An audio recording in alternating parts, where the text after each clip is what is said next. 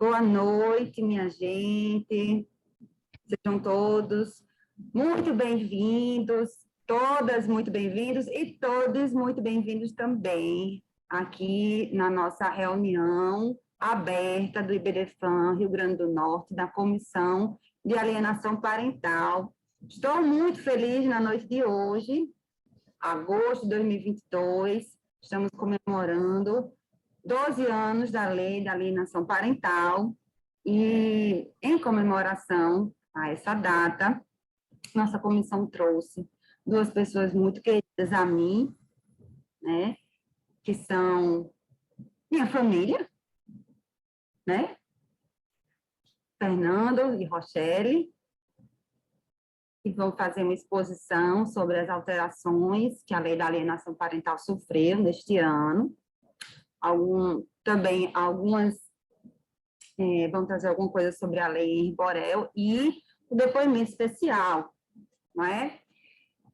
Enfim, eu não vou me alongar muito, estou muito, muito, muito feliz de ver vocês dois aqui, são pessoas muito queridas a mim, muito demais, não só vocês, mas também outras pessoas que estão aqui, dentre os participantes, que eu já falei. E vou passar a palavra agora para a Jordana, para ela apresentar o meu amigo, essa grande autoridade do direito das famílias no Brasil, e eu não falo isso porque sou amiga, e sim porque reconheço isso, e quem o conhece sabe do que eu estou falando, doutor Fernando Sauser. Vamos lá, minha amiga. A palavra é toda sua. Natália, por favor, coloca o áudio dela. Boa noite, tudo bem? Então, Marília já fez a abertura, então vamos ao ponto principal, né? Primeiramente, agradecer a Fernando e a Rochelle por terem aceitado o convite, e eu vou apresentar o Fernando, que também me sinto da família, foi uma satisfação tê-lo conhecido pessoalmente, recentemente, no nosso encontro no Rio de Janeiro. E o Fernando Sauser, ele é advogado, especialista em direito de família pela Fundação da Escola Superior do Ministério Público do Rio Grande do Sul, é membro do IBDFAN, é procurador do Estado de Minas Gerais e também é coautor de 2 livros, me permita compartilhar aqui, né? Direito de Família, tá? E esse outro, do qual ele também é organizador, Alienação Parental, Aspectos Multidisciplinares. Então, é com muita satisfação que passo a palavra para ele, para que ele possa dar sua contribuição e abrilhantar, né, com suas reflexões, com a sua experiência, esse nosso momento. Seja bem-vindo, a palavra é sua. Diga aí, Maria. Que Natália apresente Rochelle. Ah, sim. As apresentações sejam feitas. Vamos lá. Comece o negócio simbólico. Hoje nós temos aqui, além do professor O Fernando currículo Sauser... dessa mulher é grande demais. O quê? O currículo dessa mulher é grande demais. É chique. É chique. É chique. Essa mulher é chique, é Rochelle Trigueiro. Ela é psicóloga judiciária no Tribunal de Justiça do Ceará, com vasta experiência em crimes sexuais contra criança e adolescente. Ela é especialista em violência doméstica contra criança e adolescente pela USP, entrevistadora forense em depoimento especial pelo CNJ, supervisora de equipes de depoimento especial também do CNJ. Ela é supervisora de entrevistadores forenses do Tribunal de Justiça do Estado do Ceará, junto ao NUDEP, que é o Núcleo de Depoimento Especial. É professora convidada em cursos de pós-graduação em Psicologia Jurídica, membro do Grupo de Trabalho em Depoimento Especial da Associação Brasileira de Psicologia Jurídica, a BPJ, integrante do Grupo de Trabalho para a Implementação da Lei 3.431 de 2017 do Tribunal de Justiça do Ceará e é psicoterapeuta psicodramatista. Seja muito bem-vinda também, Rochelle Trigueiro. Obrigada por ter aceitado o nosso convite, viu? E agora vamos dar início aos trabalhos e a palavra é toda sua, professor Fernando.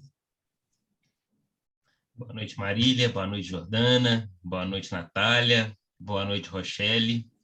E todas as demais pessoas que estão aqui com a gente. Agradeço o convite e a confiança do IBDFAN do Rio Grande do Norte.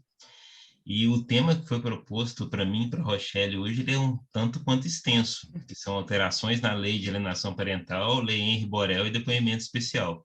Eu vou procurar na minha fala a ter mais as alterações na lei de alienação parental, dar uma tangenciada na Henri Borel nos artigos que têm pertinência com a lei de alienação parental, e vou ser muito tímido para falar de depoimento especial, uma vez que a Rochelle é muito mais gabaritada do que eu para falar sobre isso. E para começar a minha exposição, eu fiz um slide aqui, que eu vou compartilhar com todos aqui, que fica mais fácil para a gente visualizar e entender essas alterações. E caso alguém tenha interesse no material, depois é só me mandar uma DM pelo Instagram, que vai ter o endereço no material que eu envio para vocês, tá? Eu vou compartilhar aqui.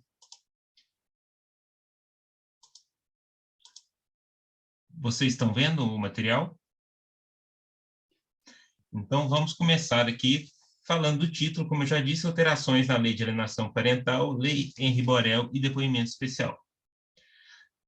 Antes da gente começar a tratar desse assunto, a gente tem que olhar para cima. A gente tem que olhar na nossa lei maior, que é a Constituição. E a Constituição, no artigo 226, ela diz que a família é a base da sociedade e merece proteção especial do Estado. E entre essa proteção especial do Estado, o parágrafo 8º do 226 diz que o Estado assegurará assistência à família na pessoa de cada um dos que a integram, criando mecanismos para coibir a violência no âmbito das suas relações. Prosseguindo, a gente vai para o 227, eles falam que é dever da família, da sociedade, do Estado, uma responsabilidade tripartite, assegurar à criança e ao adolescente com absoluta prioridade o direito à liberdade e à convivência familiar e comunitária, além de colocar a salvo de toda forma de violência. Aqui a própria norma constitucional deixa claro que não é determinadas violências, é toda violência. Toda violência reconhecida, pode ser por lei, pelos costumes, ela tem que ser, as crianças e adolescentes têm que ser colocadas a salvo. E depois da Constituição, a gente tem que ir para o ECA, que o ECA é que dá a efetividade para o artigo 226, parágrafo 8º, e para o 227 da Constituição, no que diz respeito à proteção integral das crianças e adolescentes, que merece prioridade absoluta. E o ECA, no artigo 70, ele diz que é dever de todos prevenir a ocorrência de ameaça ou violação dos direitos da criança e do adolescente.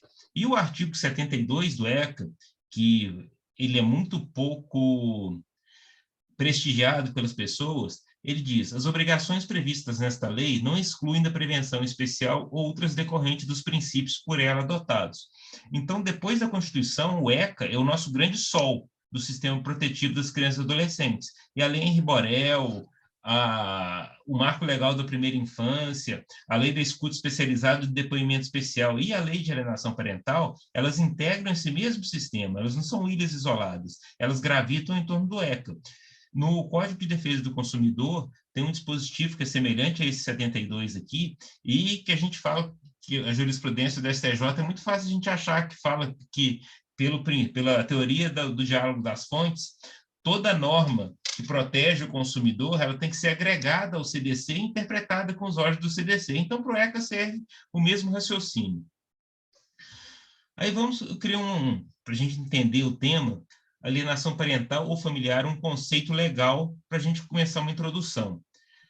Alienação parental ou familiar hoje, por lei, reconhecida como violência psicológica, abuso moral, forma de violação dos direitos humanos e do direito fundamental à convivência familiar e comunitária, perpetrada através da interferência na formação ou na integridade psicológica de crianças e adolescentes, cidadãos hipervulneráveis, promovida ou induzida por pessoa que os tenham sob sua responsabilidade, guarda ou vigilância, para que repudie familiar ou que cause prejuízo ao estabelecimento ou à manutenção de vínculos saudáveis com esse.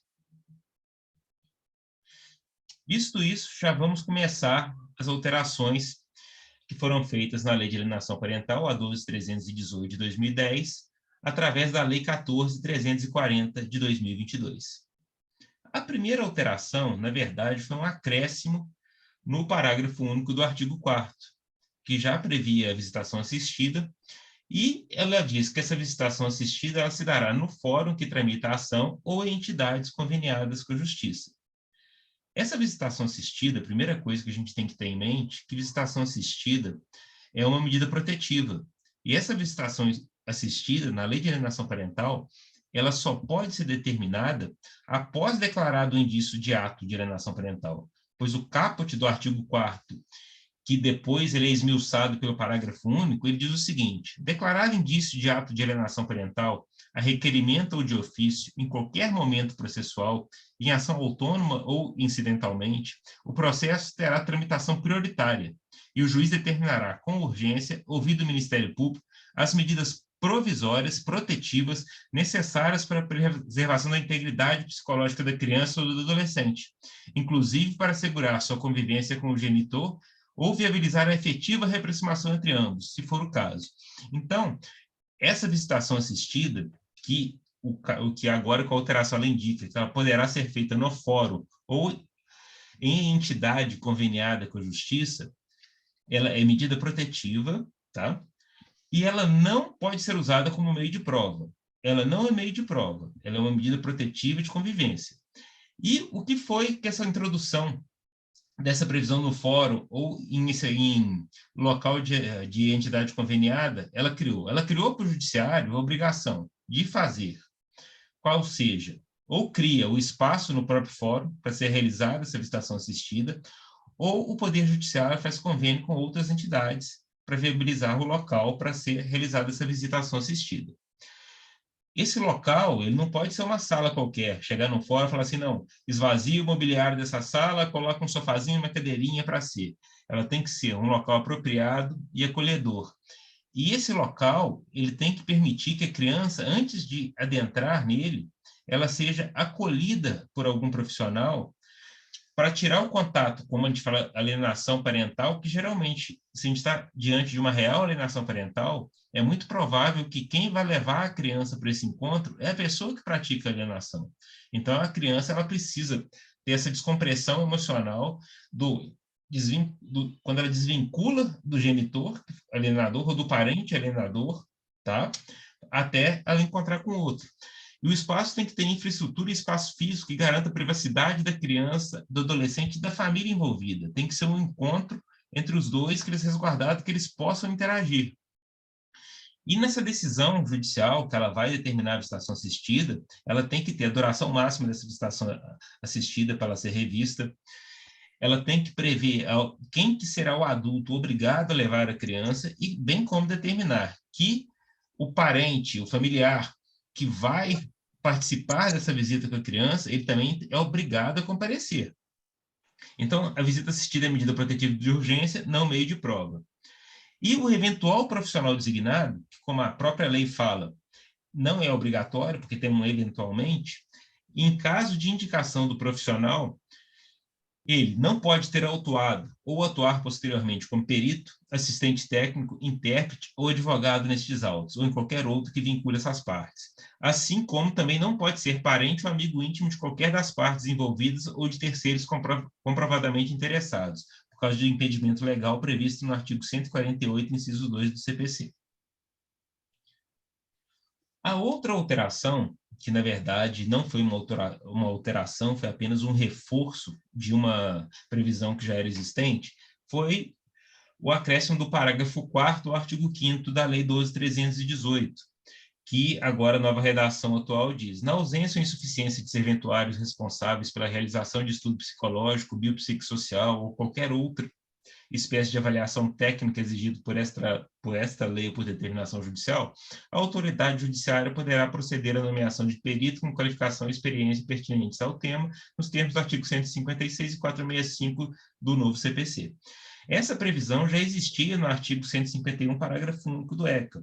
E, como eu disse, por força do 72 do ECA, pela teoria do diálogo das fontes, ele já era aplicada. Então, bastava o juiz acionar o ECA, que já tinha, mas na nossa lei a gente tem que reforçar as coisas para ver se acontece, porque o ECA, por alguns, é visto como a legislação dos excluídos. Eles acreditam que se a criança tem pai, mãe, tem residência, ela não precisa do ECA, que lá é a criança marginalizada, a criança que pai e mãe está em destituição do poder familiar, é a criança ou adolescente infratora.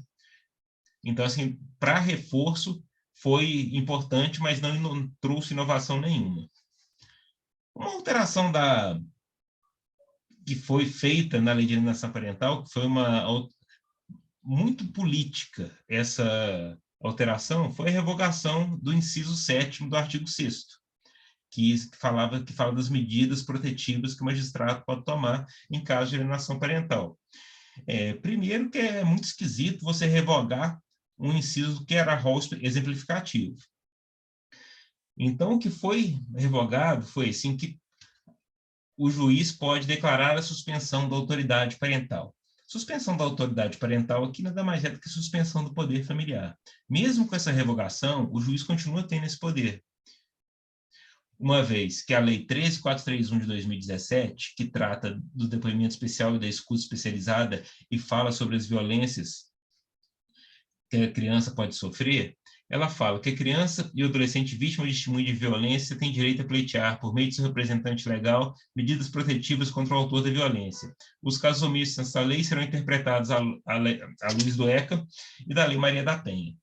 Então, se o juiz quiser, mesmo no caso de alienação parental, decretar a suspensão da autoridade parental do poder familiar, ele pode, pois o artigo 129 do ECA, que é aplicável, ele diz, são medidas aplicáveis aos pais ou responsáveis, suspensão da instituição do pátrio-poder ou do poder familiar. E o CPC, o artigo 139.4, ele dá o poder geral de cautela para o juiz, que fala que o juiz dirigirá o processo conforme as disposições desse código, incumbindo-lhe determinar todas as medidas indutivas, coercitivas, mandamentais ou subrogatórias necessárias para assegurar o cumprimento da ordem judicial. Então, essa revogação desse inciso 7º foi, para mim, ao meu ver, para apenas tirar a pecha que a lei de alienação parental tinha, que era a lei que tirava filhos de mãe, por causa de suspensão de poder familiar, ou inversão de guarda. Então, tirando esse inciso, eu acho que a mensagem que quis passar foi que a lei estava sendo aperfeiçoada para deixar de ser uma lei específica que tirava os filhos de mães ou de pais ou de outros familiares. A outra alteração que teve, e essa daqui é uma alteração que eu achei assim, sensacional, foi acrescentar no artigo 6º mais uma medida protetiva, que é o acompanhamento psicológico ou biopsicossocial, tá? Que deve ser submetido a avaliações periódicas, que vai toda a família e que contém avaliação do caso indicativa da metodologia a ser empregada e de um laudo final, ao término do acompanhamento. Então, nesse caso, é o famoso plano de parentalidade, que também é uma medida protetiva e não meio de prova. E esse plano de parentalidade, como ele fala que é acompanhamento psicológico ou biopsicossocial, ele é feito pela equipe multidisciplinar, assistente social, psicóloga, pedagoga, eventualmente um pediatra, psiquiatra. Então, esse plano de parentalidade, pessoas do direito, advogado, juiz, defensor público, membro do Ministério Público, ele não cria esse plano. Esse plano é criado pela equipe multidisciplinar para tornar uma família que está disfuncional em uma família funcional. E nesse caso também, a gente pode usar como exemplo dos objetivos desse plano de parentalidade o conhecido por todos, RESP 1251000, MG de relatoria da ministra Nancy Andrighi, que apesar de falar de guarda compartilhada, ela fala de convivência saudável, que ela fala que os pais separados, divorciados, eles têm que se reestruturar, abrir concessões, adequações diversas, para que o filho possa usufruir, durante a sua formação, do ideal psicológico do duplo referencial, que o filho, a mãe é família do filho, o pai é família do filho, e as respectivas famílias extensas também são famílias. Então, o filho tem que conviver com todas as origens deles.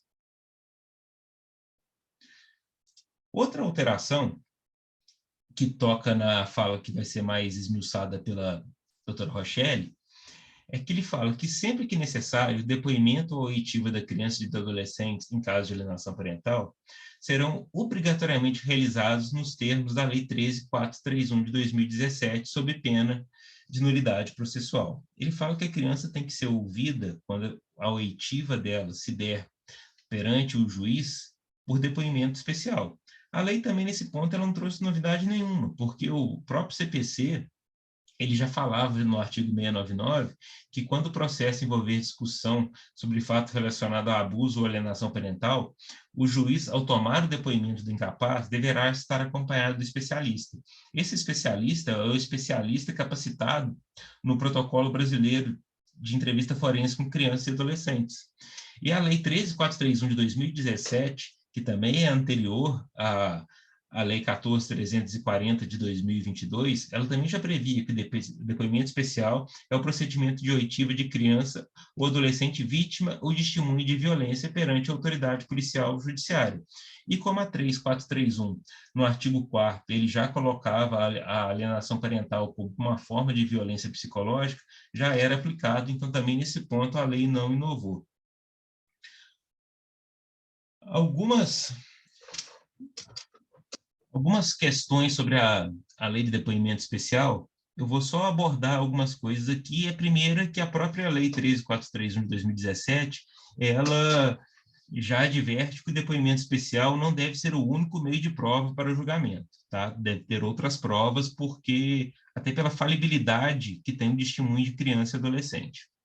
E no caso de alienação parental, é bem provável que esse depoimento ele esteja viciado por coação, por erro, que a criança vítima de alienação, principalmente se for mais severa, por causa de conflito de lealdade e outras situações, ela não vai ter um testemunho, assim, um relato fidedigno. E o decreto 9.603 de 2018, que regulamenta a lei 13.431 de 2017, ele diz que para fins dos dispostos nesse decreto, considera-se revitimização, discurso ou prática institucional que submeta crianças e adolescentes a procedimentos desnecessários, repetitivos, invasivos. Então, se no caso o depoimento especial, a equipe técnica que vai fazer a acolhida da criança e combinar com o juiz, antes de iniciar o depoimento, achar que é desnecessário ou que vai ser muito invasivo e vai trazer um sofrimento psicológico muito grande para a criança do depoimento especial, pode ser indicada a substituição do depoimento especial pela perícia multidisciplinar. O acolhimento ou acolhida, que é esse momento que a profissional vai ter para ver como é que se a criança está preparada, se faz bem para a criança esse depoimento especial ou se tem alguma restrição, é o mesmo sistema que eu mencionei anteriormente em relação à chegada da criança para fazer a visitação assistida, que é um posicionamento ético do profissional, adotado durante o processo de atendimento da criança, de recepção da criança e do adolescente e de suas famílias, com o objetivo de identificar as necessidades apresentadas por eles, de maneira a demonstrar cuidado, responsabilização e resolutividade no atendimento. É trazer um pouco de pertencimento e segurança para as crianças, adolescentes, para as famílias envolvidas a respeito desse processo. E só uma observação, no depoimento especial, o profissional capacitado ele atua como intérprete.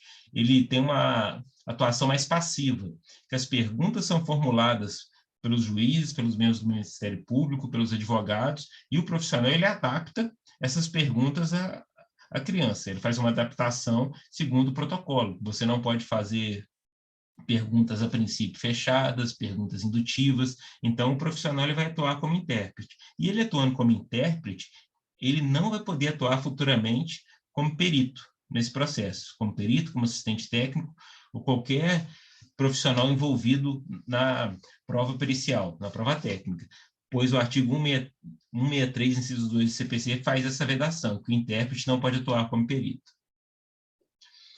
E também a 14.340, de 2022, ela trouxe uma alteração no ECA, que essa alteração serviu para sinalizar também, quando a gente pega o parágrafo único do artigo 693 do Código de Processo Civil, que fala que nas ações de interesse de criança e adolescente vai ser observado o rito previsto em lei especial, que nas ações de alienação parental a gente tem que seguir o rito que está no ECA do capítulo da perda e da suspensão do poder familiar.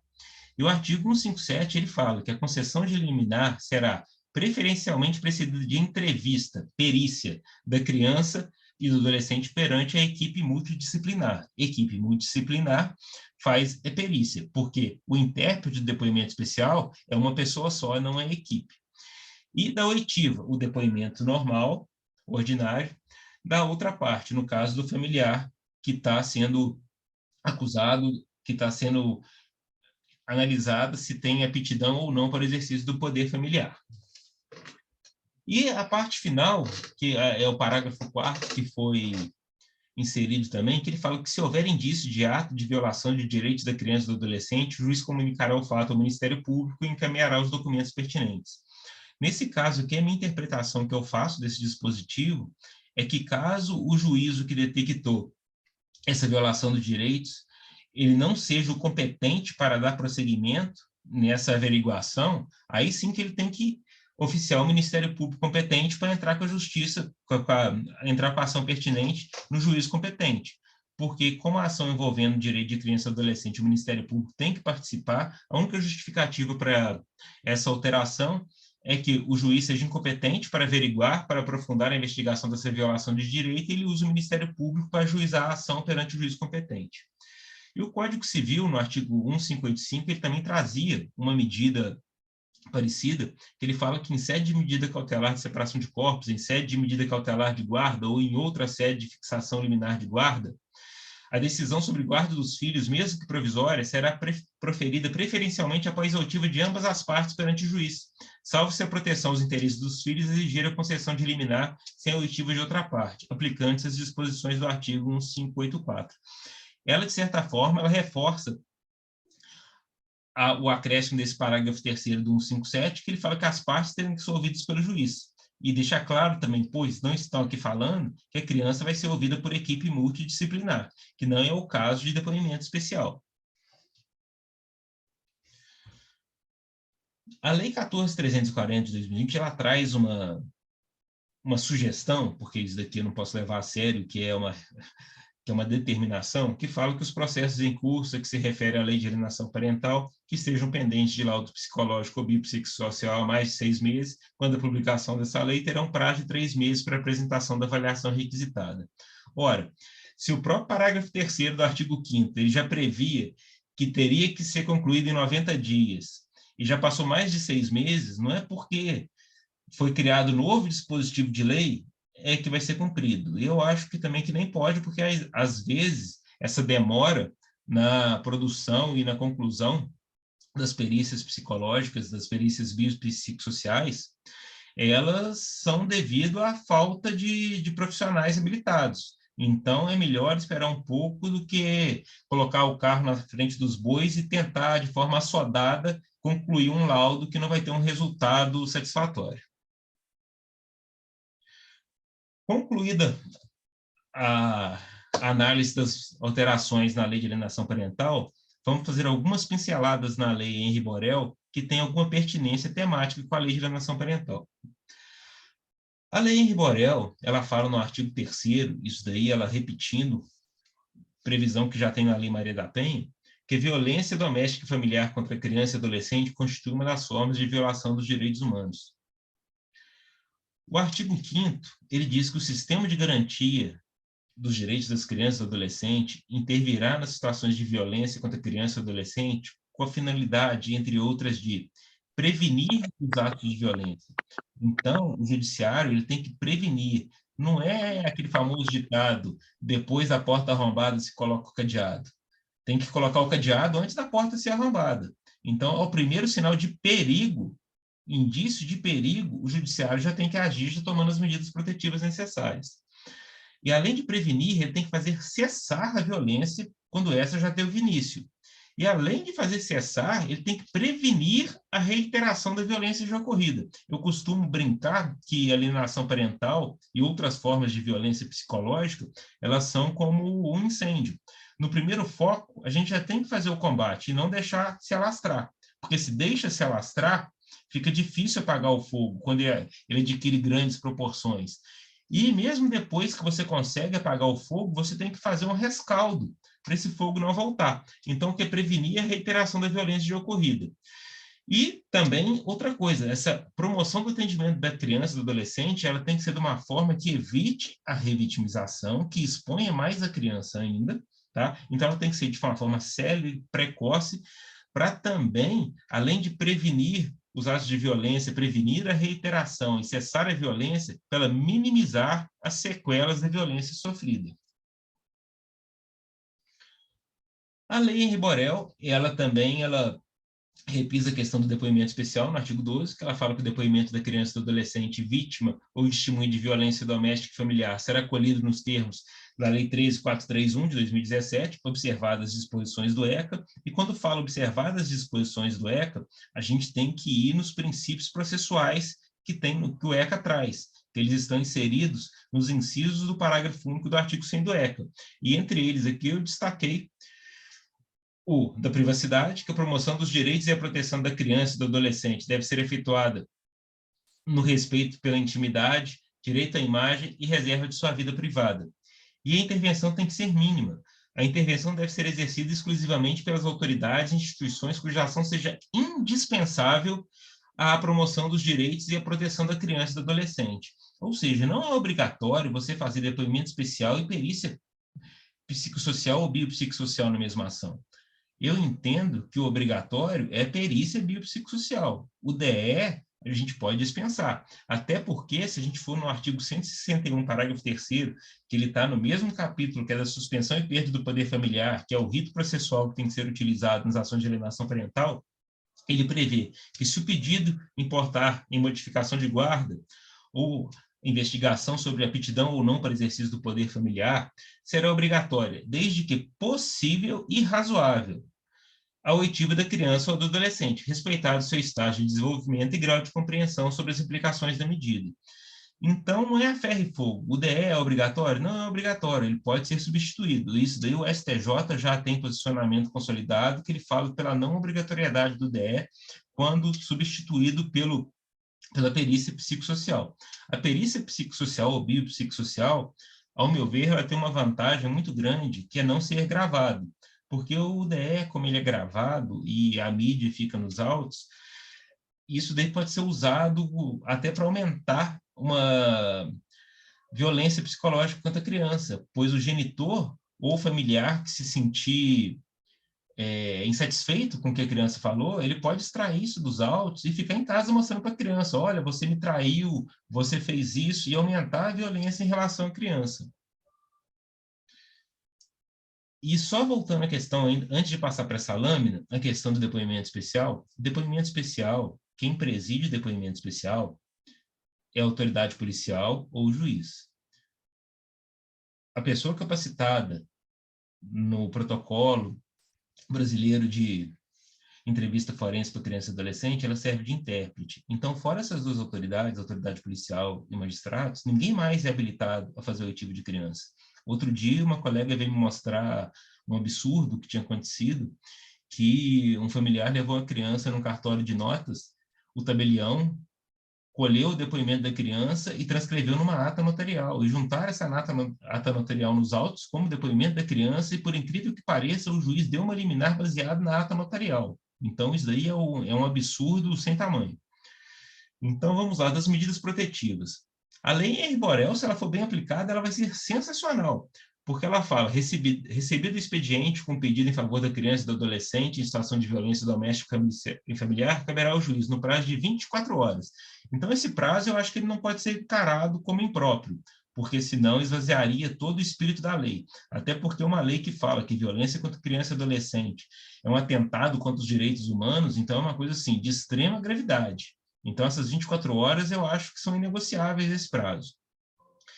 E entre as medidas protetivas de urgência que obrigam o agressor, constatada a violência familiar ou doméstica contra crianças e adolescentes, que a alienação parental é uma das violências elencadas legalmente, ela pode importar restrição ou suspensão das visitas à criança e adolescente.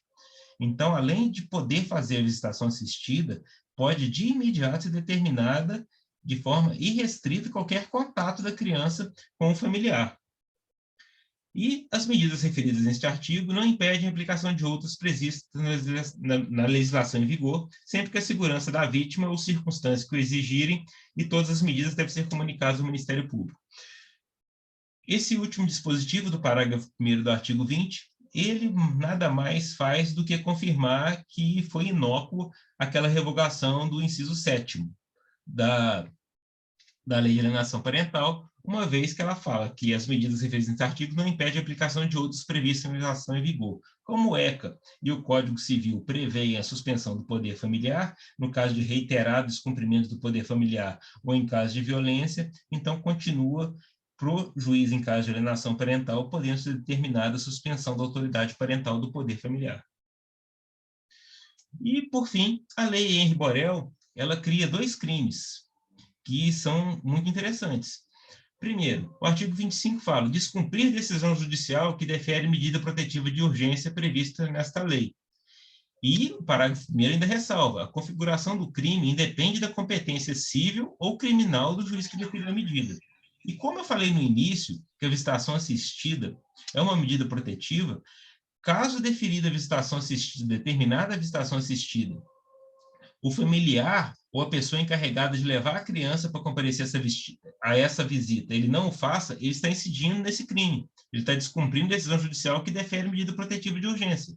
Então, a gente tem que ficar atento com isso também, porque quando tem uma medida protetiva que fala que a pessoa, o menor, a criança ou adolescente, vai conviver com o outro em um local específico, quem tem a responsabilidade sobre essa criança, o parente que tem o convívio contínuo com essa criança, ele tem essa obrigação de fazer, essa determinação de levar a criança. Caso não leve, ele está descumprindo decisão judicial que defere medida protetiva e está incidindo nesse crime. E o artigo 26 é o deixar de comunicar à autoridade pública a prática de violência. Esse artigo 26 da Lei Henri Borel, acho que ele esvazia completamente a falácia de que a lei de alienação parental vai punir o familiar que, por medo, não fazer a comunicação. E não só o familiar, ele envolve os profissionais, se tiver algum psicólogo, algum assistente social, algum conselheiro tutelar, que detectar qualquer indício de violência contra criança e adolescente, não comunicar, e essa omissão for comprovada depois, ele também vai incidir nesse crime, no artigo 26, de deixar de comunicar à autoridade pública a prática de violência, de tratamento cruel ou degradante, ou de formas de violência de educação, correção ou disciplina contra criança ou adolescente, ou abandono de incapaz. E, por fim, finalizando para me ouvir a fala da Rochelle, a Lei Henri Borel, ela traz uma novidade para nós, que é a malversação de pensão alimentícia. A pessoa que é obrigada a pagar a pensão alimentícia, caso ele não o faça, ele está sujeito à prisão civil e ainda respondeu o crime de abandono material. Agora, a pessoa que administra a pensão destinada ao sustento de criança e adolescente, caso ela malverse, desvie ou se aproprie desses valores, ela está cometendo violência patrimonial, entendida como qualquer conduta que configure retenção, subtração, destruição parcial ou total de bens, valores, direitos ou recursos econômicos, incluídos os destinados a satisfazer suas necessidades da criança e do adolescente, desde que a medida não se enquadre como educacional. Eu agradeço a vocês aqui, eu termino por aqui a minha fala, tá? E estou à disposição de vocês para qualquer dúvida, qualquer esclarecimento que se faça necessário. E agora eu vou passar para a doutora Rochelle a fala. Deixa eu só aprender a sair daqui agora.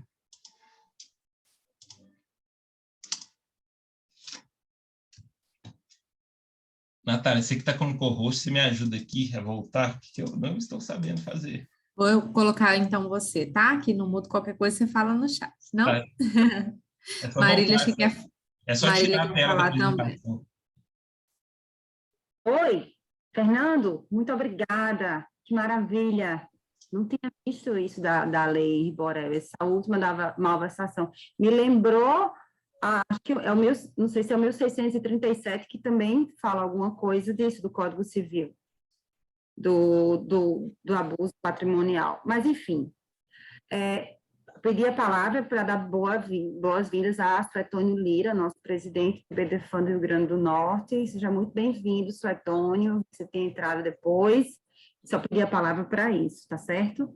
E, Rochelle, querida, não vou tirar o seu tempo. Vamos lá, todos querem me ouvir.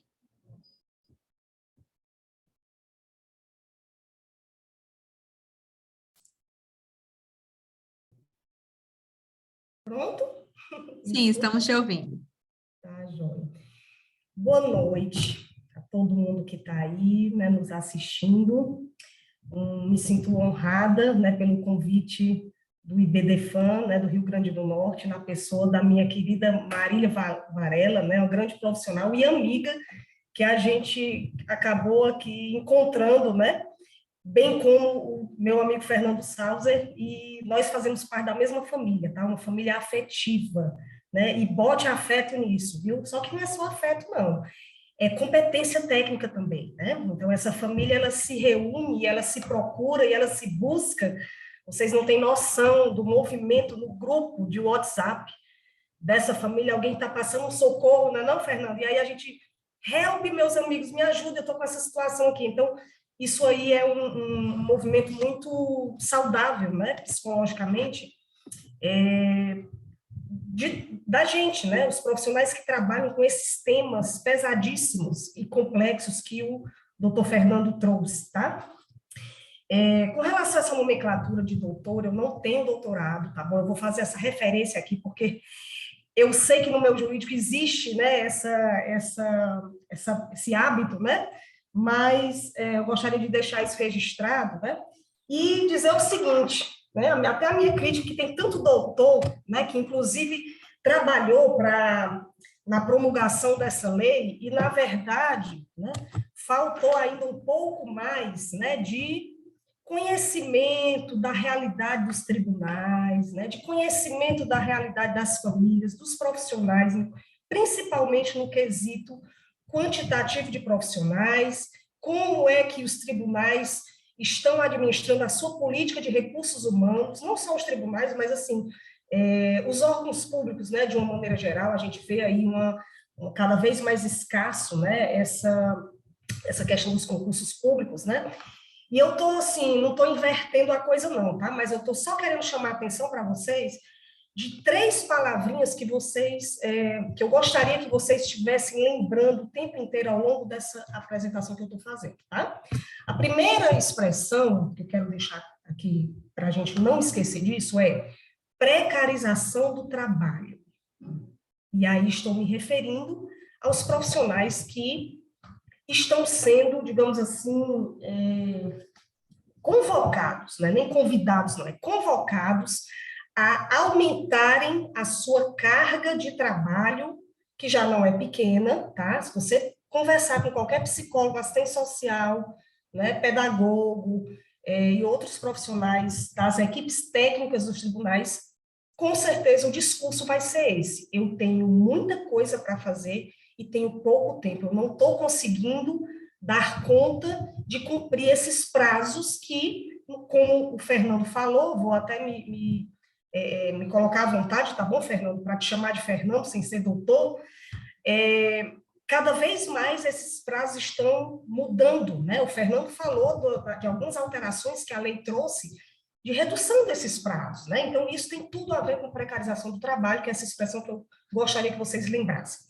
A outra expressão que eu gostaria muito que vocês lembrassem é violência institucional, que tem tudo a ver com essa nossa discussão de hoje, tá? Violência institucional que nós, no Brasil, apesar de 2 legislações, aliás, 3, né? Porque esse ano teve a Lei Mariana Ferrer, né? Que trata sobre violência institucional. Mas antes da Mariana Ferrer, a gente teve a própria Lei 3.431, que trouxe no seu artigo 4º, inciso 4º,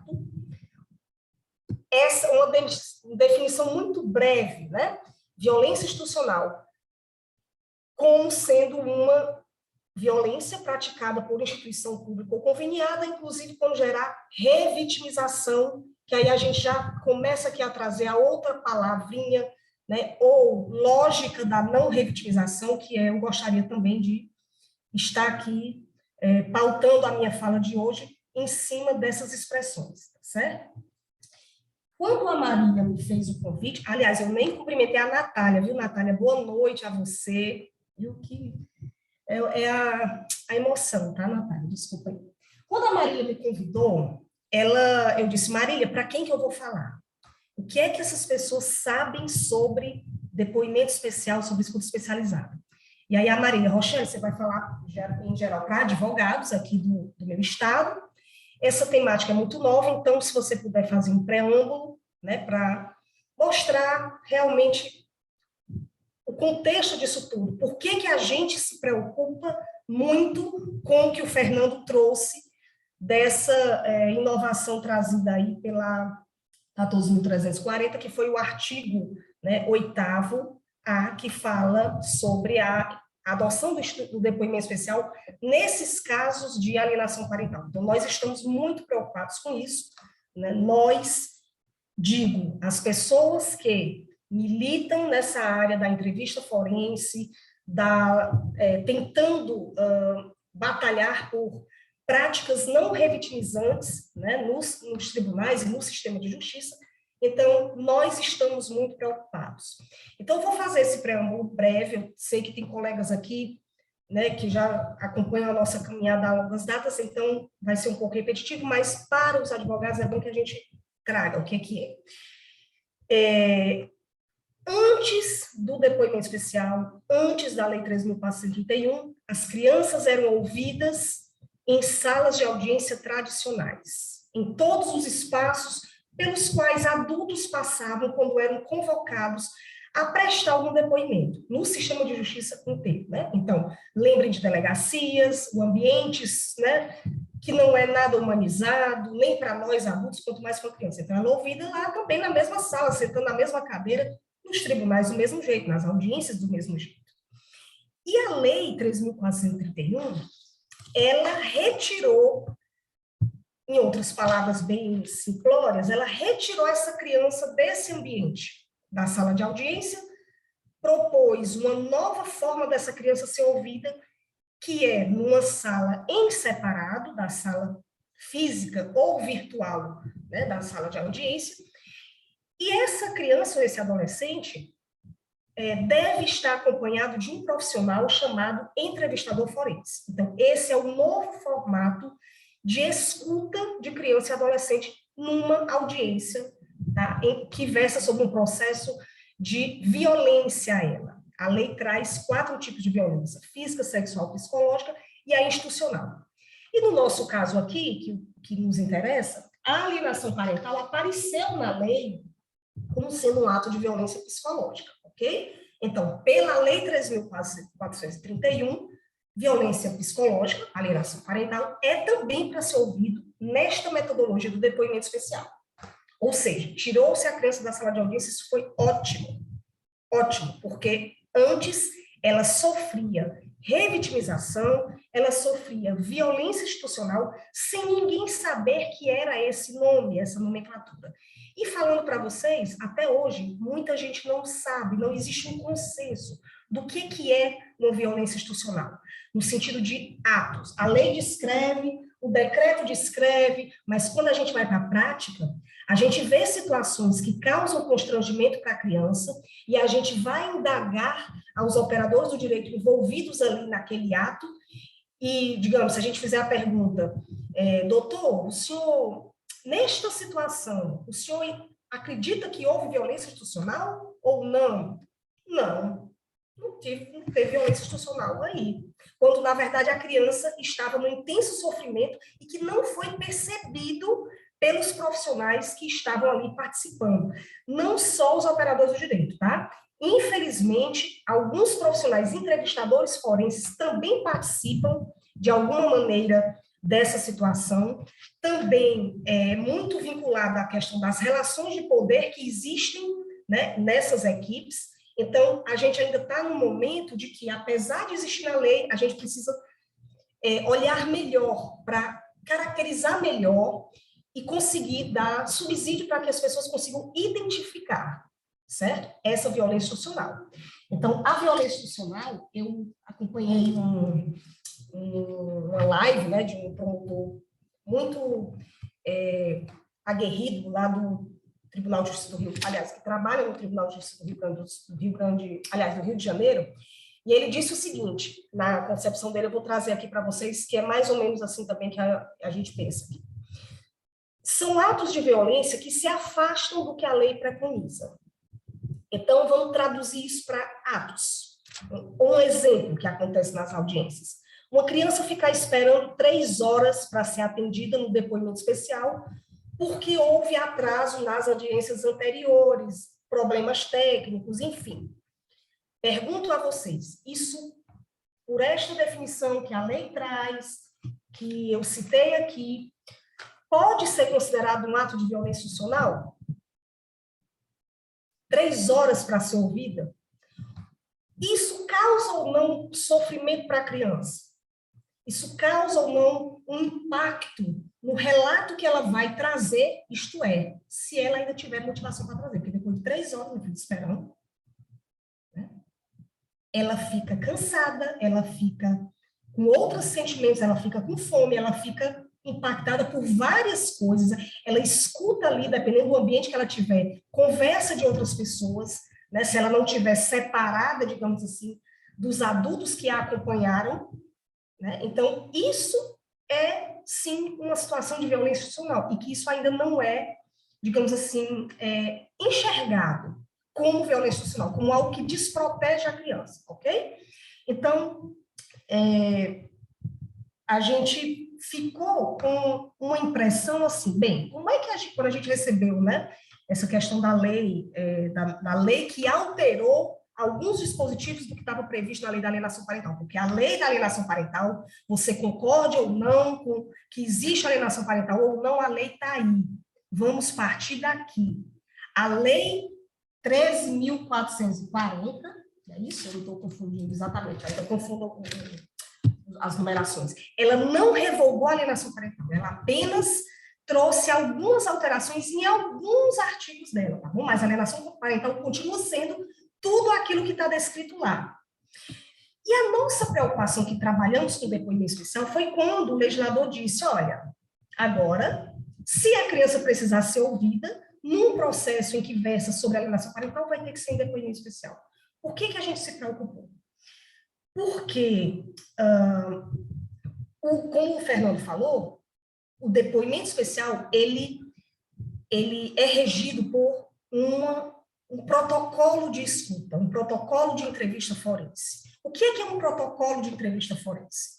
É uma metodologia validada cientificamente para se tomar o depoimento de uma criança ou de um adolescente que passou por alguma situação de violência, e aí eu vou trazer para vocês um conceito que é da memória, né, dos estudos de memória, ou seja, no depoimento especial a gente vai querer que essa criança traga para nós o que está na memória episódica dela.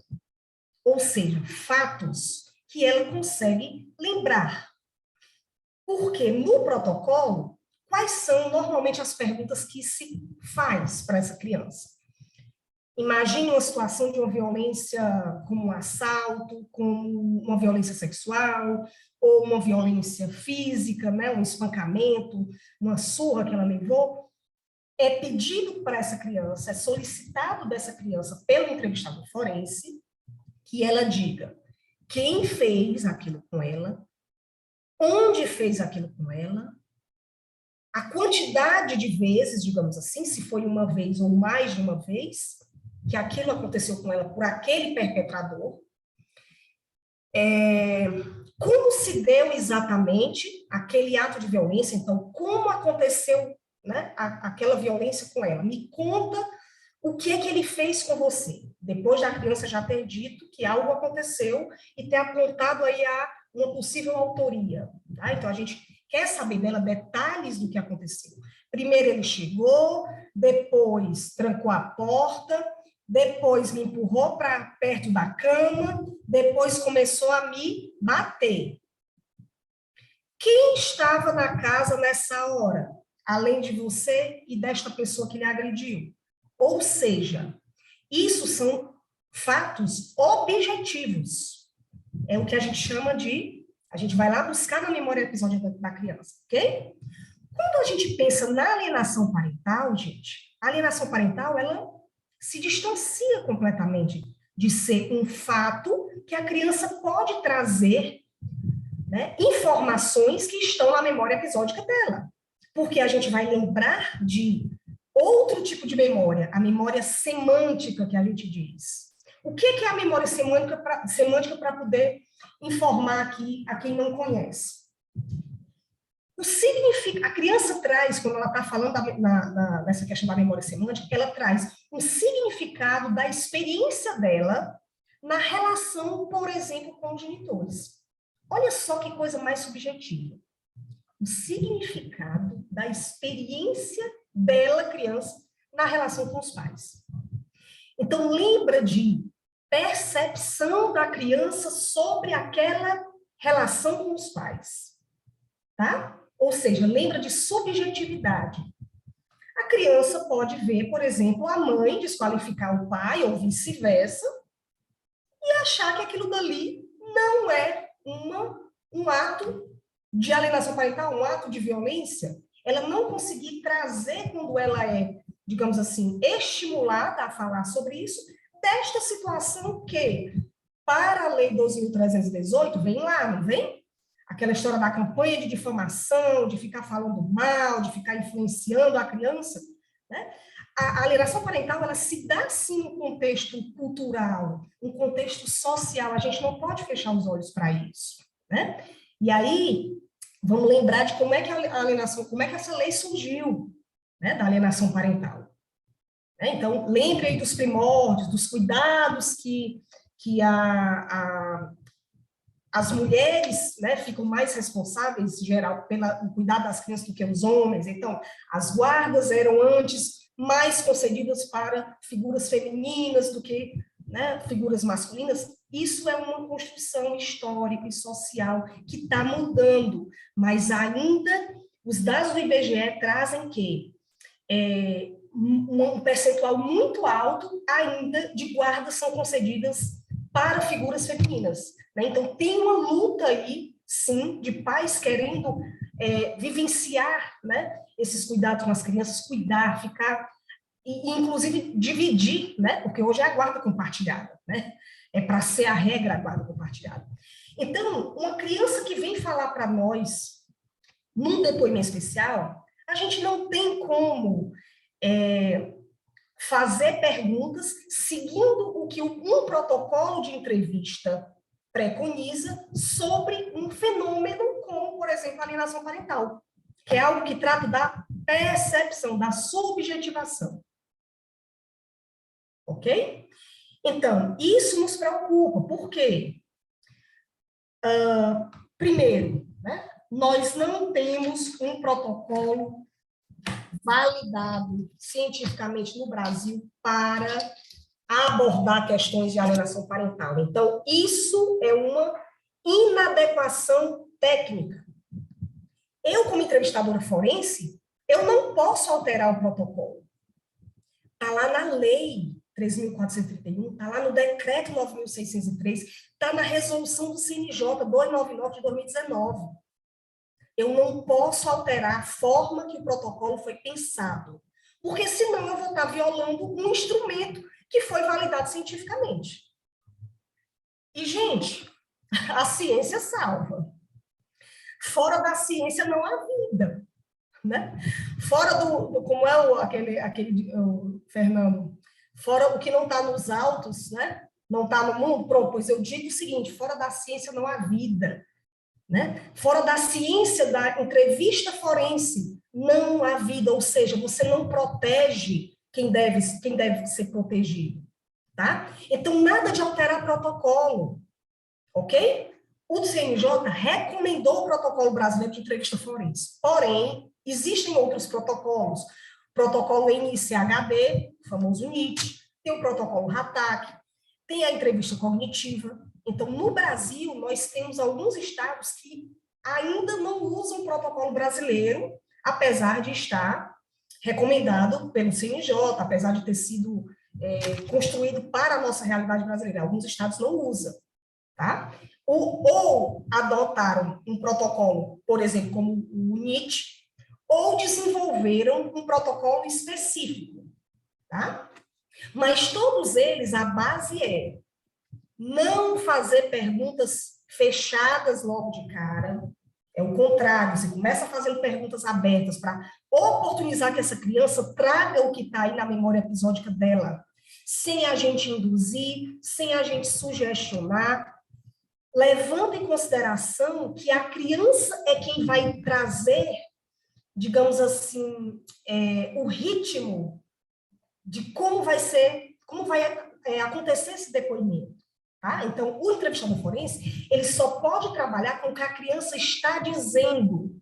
Em regra, é desse jeito. Existe uma possibilidade, que é o que a gente chama de o uso de alegações externas, né? Ou seja, são informações que a criança não fala, o entrevistador não tem como abordar diretamente, porque ali, sem falar com a sala de audiência, então a sala de audiência pode, por exemplo, dizer o seguinte, entrevistadora, a criança não falou, mas aqui no processo nós temos uma prova muito importante de que houve determinado fato. Exemplo, uma filmagem, uma conversa que a criança teve com a professora e que ali deflagrou a notícia para os órgãos competentes, né? Então, o entrevistador forense pode, sim, usar essa informação como sendo uma alegação externa. Então, por exemplo, fulaninha, eu tenho uma pergunta que está vindo lá da sala de audiência, né? E aí ele coloca essa pergunta. Então, isso é previsto pelo protocolo. Porém, isso não é a regra. A gente não pode fazer dessa forma, porque essa era a forma que era feita antes. A criança chegava ali na audiência, se sentava diante do juiz, do promotor, do advogado, sem psicólogo nenhum, muitas vezes, né? Apesar de do CPC já prever, viu, Fernando? Muitas vezes ela ia para a sala de audiência como um adulto, tá? Sem acompanhamento nenhum de um profissional que pudesse ajudar, né, nesse momento extremamente ansiogênico, extremamente difícil para ela, um momento super formal, que não considerava a linguagem dela, não considerava a forma que ela se expressava, né? Muitas vezes a criança antes, né, eu assisti muitas audiências, acompanhei, trabalhava na sala de audiência com essas crianças, num modelo um pouco diferenciado que o tribunal daqui do meu estado adotou. Muitas vezes a criança, alguém fazia uma pergunta para a criança, tipo assim, você conhecia o senhor fulano de tal? E a criança dizia, né, se fazia um meneiozinho de cabeça bem discreto, né? Ou seja, isso é uma linguagem, né? Para a psicologia, isso é uma linguagem, né? E não só a psicologia, outras ciências também. Mas para o direito, o direito quer ouvir sim. Não, fale. Sim, fulaninha, tu tá falando isso com a cabeça, mas isso é o quê? Sim, né? Então ainda ficava tentando confirmar com a criança, né, algo que ela já tinha expressado. Então, o depoimento especial, por exemplo, ele considera essa linguagem não verbal da criança, tá? Porque qual foi a grande vantagem, né? Uma das grandes vantagens do depoimento especial é a gravação, né? Ou seja, a gravação que vai ser acessada, todo mundo vai vê-la com nitidez, então o equipamento tem que ser de boa qualidade, tanto em imagem como som, e esta gravação, esse arquivo, ele vai ser utilizado como, por exemplo, prova emprestada, tá? O juiz da vara de família pode pedir o depoimento especial da vara criminal como prova emprestada, se ele quiser ter informações que podem ser úteis para o processo, podem ser úteis para o processo de família, tá? Então, evita que a criança sofra a revitimização, que é ficar falando, muitas vezes, ok? Então, a gente se preocupa por quê? Voltando aqui para o nosso tema da nossa live. Uma criança que está influenciada, digamos assim, por um adulto, e aí lembra dos casos, né, que a literatura traz de alienação parental, um adulto que não tem interesse que ela conviva com outro, né, o outro genitor, esse adulto vai influenciar essa criança a odiar esse outro, a não confirmar a importância desse outro na vida dela, tá? A criança é dependente estruturalmente, emocionalmente. O genitor alienador, ele muitas vezes é a figura de referência para a criança.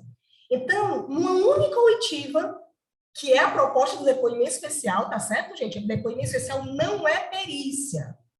Depoimento especial não é escuta especializada. Tá? Depoimento especial não é uma outra forma aqui que o Fernando aqui falou, que já era previsto no 699 do CPC, que é o quê? A audiência, né, a criança ser ouvida com o auxílio de um especialista. Isso não é depoimento especial do jeito que estava lá no CPC, tá bom? O depoimento especial, ele veio com todo o seu detalhamento do procedimento na Lei 3.431 e no Decreto 9.603.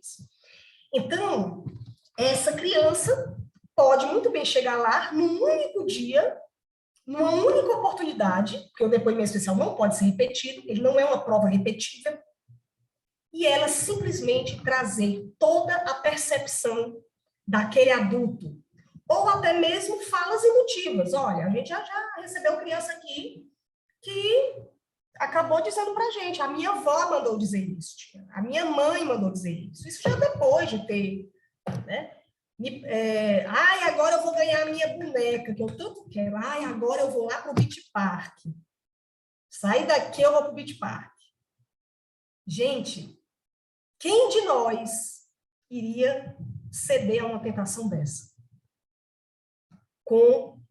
Né, naquela fase de desenvolvimento, com todo o medo, temor, ameaças, tá? E aí, a lei, trazendo o depoimento especial para a alienação parental, até que ponto isso não é pensar numa violência institucional?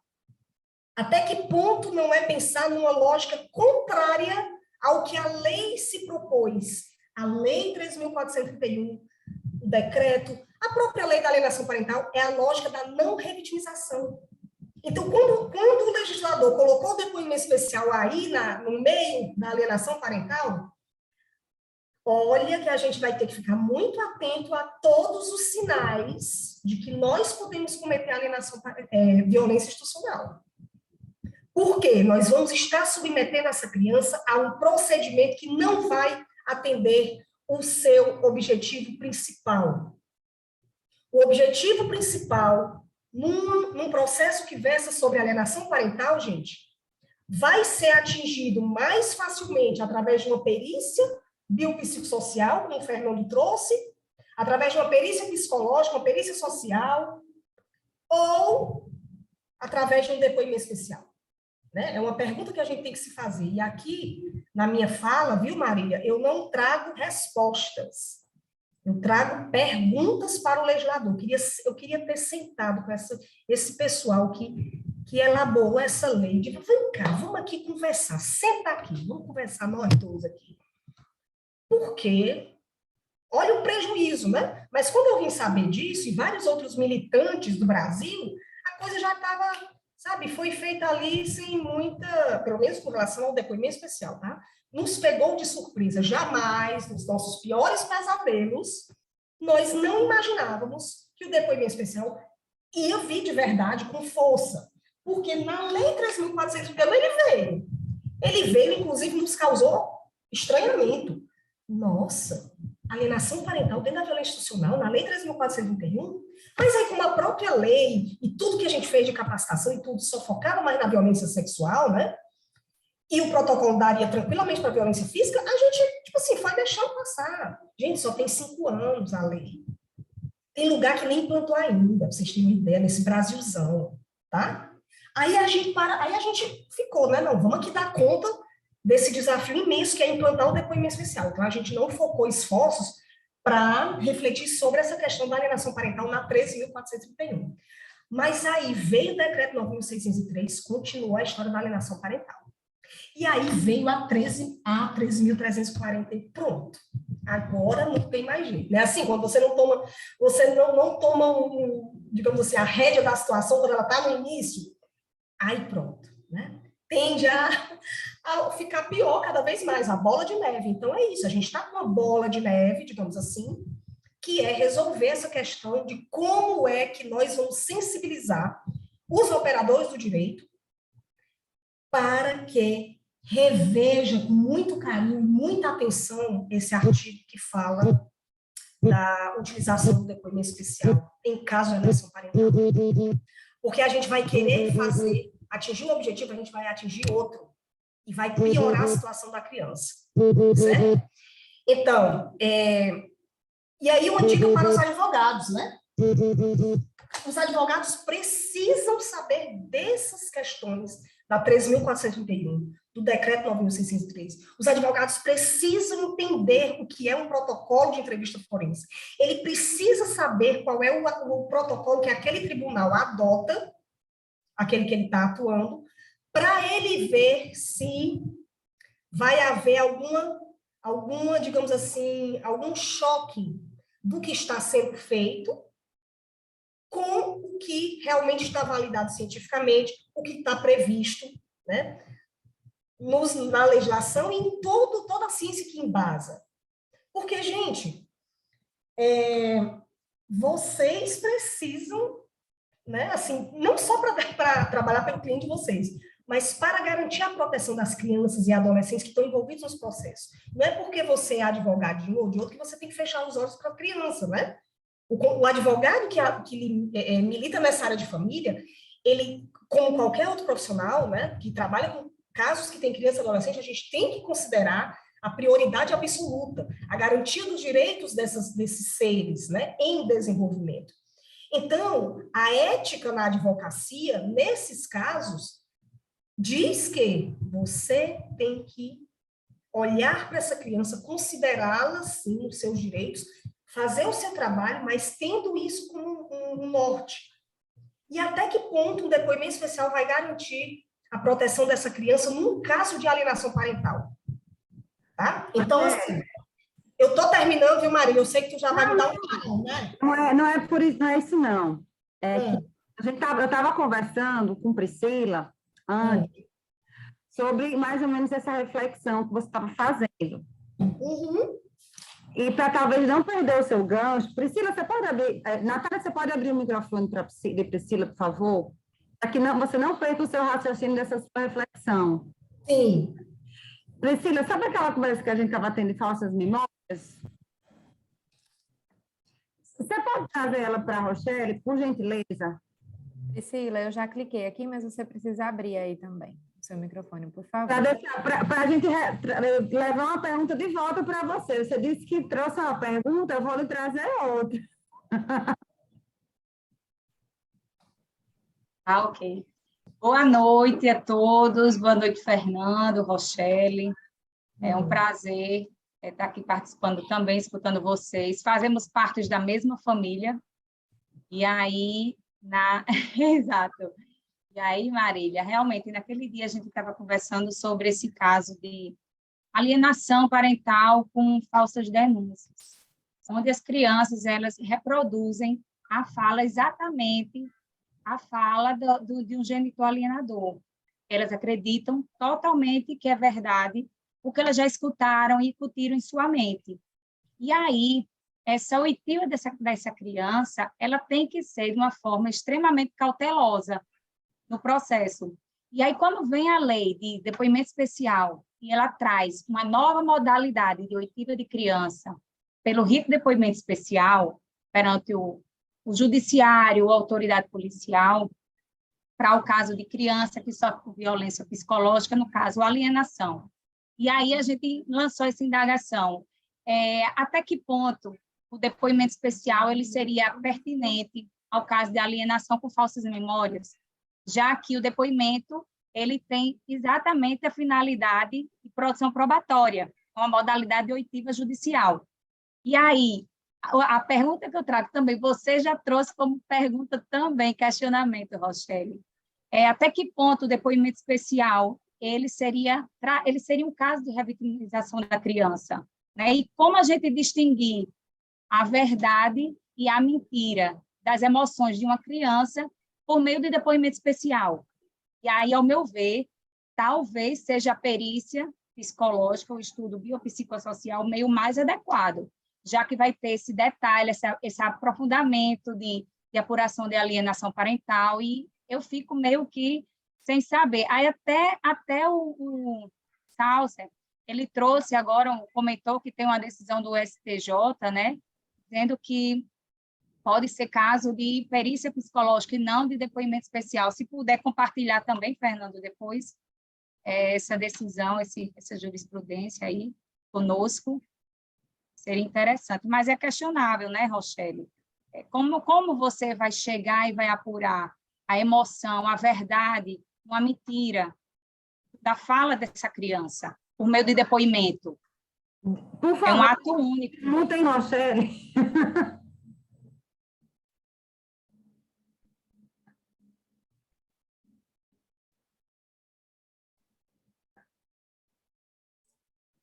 Está liberado. Está liberado? Pronto.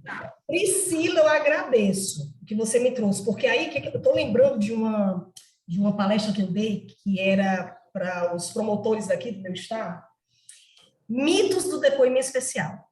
Resumindo, era assim, o que é depoimento especial, o que não é, para que serve, para que não serve. Bem assim, objetivo, papum, entendeu? Pá. Eu queria fazer, era tipo como se fosse colocar isso num folderzinho, assim, bem, sabe? Vai para a audiência com isso aqui, que isso já vai te ajudar. Eu adoraria fazer isso com os advogados daqui do meu estado, inclusive a gente já está tendo uns contatos com a AB, porque vocês precisam, advogados precisam estudar essas coisas que nós estamos falando aqui. Priscila trouxe, que é uma coisa que é um mito, né? Depoimento especial não serve para apurar verdade e mentira. Não é esse o objetivo do depoimento especial, minha gente. Me diga bem, vem cá, como é que você consegue apurar se a pessoa está mentindo ou não, numa única oitiva? Usando um instrumento que não se propôs para isso, não foi criado para isso, sem você não conhecer a criança, não conviver com ela, porque, digamos assim, você convive com a sua família, tá? Então você já sabe mais ou menos como é que seu irmão age, seu pai, sua mãe. Na hora que eles, sei lá, acontece deles contarem uma mentira para você, sei lá o quê, normalmente, às vezes, as pessoas, elas ficam com um comportamento um pouco diferente, né? Quando você vai lá e questiona, e ela gagueja, e ela... Não serve, no depoimento especial não é isso, gente. Tá? Então, assim, a gente questiona, inclusive, instrumentos que dizem aí, que são científicos para detectar mentiras. Cuidado com o que tem aí das pseudociências falando, sabe? O depoimento especial é uma ciência boa. O que embasa o depoimento especial é uma ciência boa. Então, depoimento especial não é para detectar verdade e mentira. Depoimento especial não é para detectar falsas memórias. Depoimento especial não é para detectar, identificar alienação parental. O que é o depoimento especial?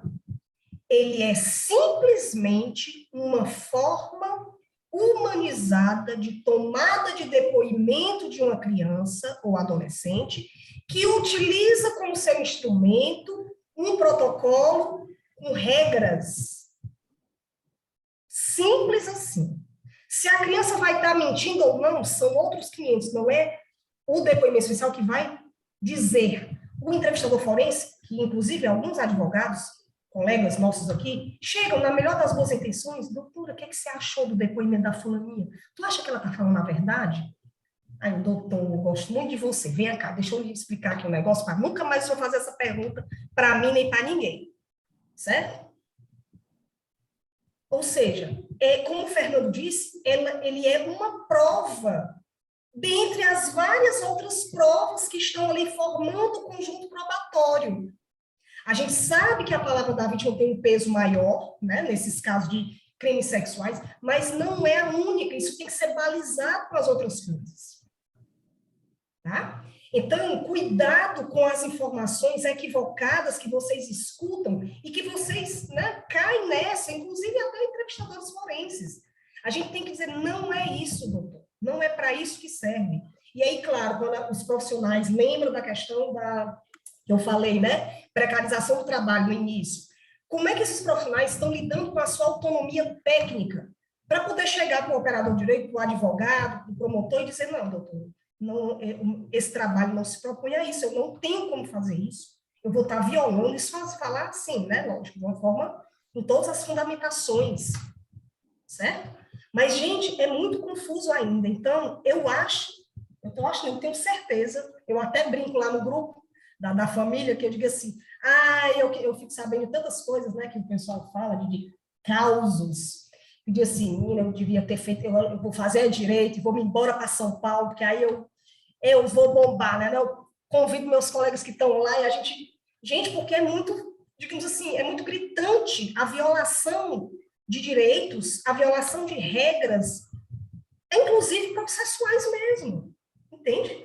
Então, vocês têm a faca e o queijo na mão, eu acho, para questionar essa questão do depoimento especial para alienação parental, por conta da inadequação técnica disso, certo? Isso pode sim ser questionado pensando na nulidade daquele ato, porque você pode incorrer numa injustiça, levando em consideração, no caso, né, o magistrado, o promotor, pode incorrer numa injustiça, levando em consideração essa fala da criança que está coagida, como o Fernando bem falou, né, uma coação moral, e que não vai ser detectada, não vai ser identificada ali. Tá? Então, a gente tem que tentar barrar essa bola de neve aí de situações que violam o direito da criança. Certo? E é como alguém falou, né? O canal Protege aqui, a Cátia, minha querida, beijo grande para você e para o Matheus. Questionar antes de ser feito, viu, minha gente? Não é depois, não, é antes. Porque assim, ó, é fácil, gente, é fácil a gente conseguir detectar essas coisas. A violência institucional, a quebra da lógica da não revitimização é fácil.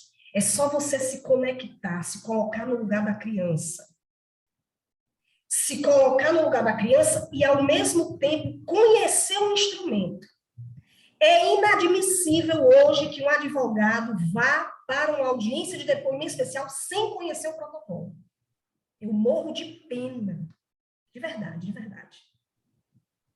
De verdade mesmo, porque passa vergonha, passa constrangimento, não consegue fazer o seu trabalho a contento, porque ele não conhece. Aí ele deixa passar um bocado de coisa que poderia servir para uma decisão mais justa, entendeu? Aqui eu não estou do lado de advogado, nem do lado de juiz, nem de promotor. Não, eu estou do lado da criança e estou do lado da ciência que ampara os direitos dessa criança. E esses direitos, minha gente, eles estão cada vez mais sendo reconhecidos para outras populações também, outros indivíduos, né? Olha a Lei Mariana Ferrer. Não sei se vocês já tiveram oportunidade de se debruçar sobre ela. Maravilhosa a lei. Daqui a pouco tem mulher vítima de violência doméstica sendo ouvida também de forma especial. Rochelle, mas o legislador ele só tentou proteger a criança quando ele colocou esse artigo, né, o artigo 8º.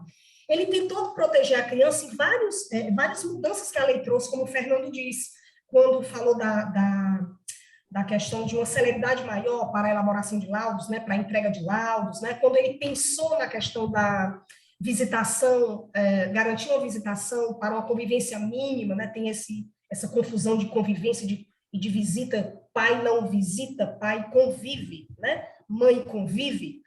Mas o legislador teve uma boa ideia. Mas, gente, o inferno também está cheio de boas intenções. Então, não basta você dizer, eu quero proteger a criança. Qual é o método que está sendo feito?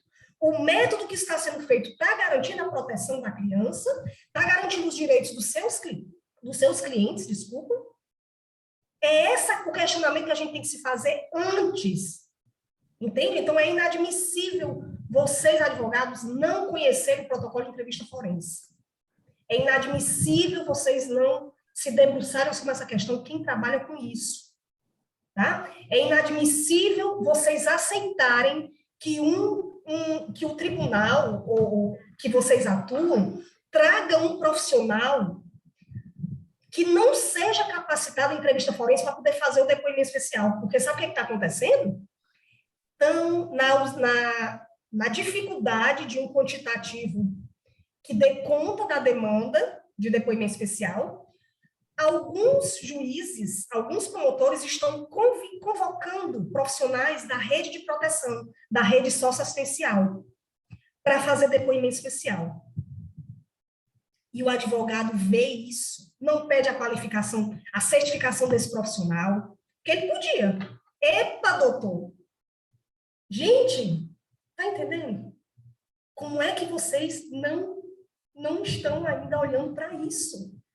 Por isso que eu digo, eu vou me embora para São Paulo e vou ser advogada. Estou brincando, gente, eu encontrei meu caminho, tá? Encontrei meu rumo na vida, é esse aqui, é trabalhar pelas crianças, por uma questão de mais humanização para elas, né? Nesse sistema tão perverso, que é a nossa justiça, que a gente faz parte. A gente faz parte dessa perversão. E vocês, advogados, ó, pense, viu? Aí é que é. Mas por quê? Porque é mal de coração? Não, é desconhecimento. Nós não podemos mais ficar assim, minha gente. Então, não aceitem qualquer entrevistador forense, peça a qualificação dele antes de acontecer. Porque depois que foi, ó, depois que aconteceu, já era. A criança já foi revitimizada. Já aconteceu a violência institucional. Entende? Então, Marília, eu sei que eu já passei do tempo.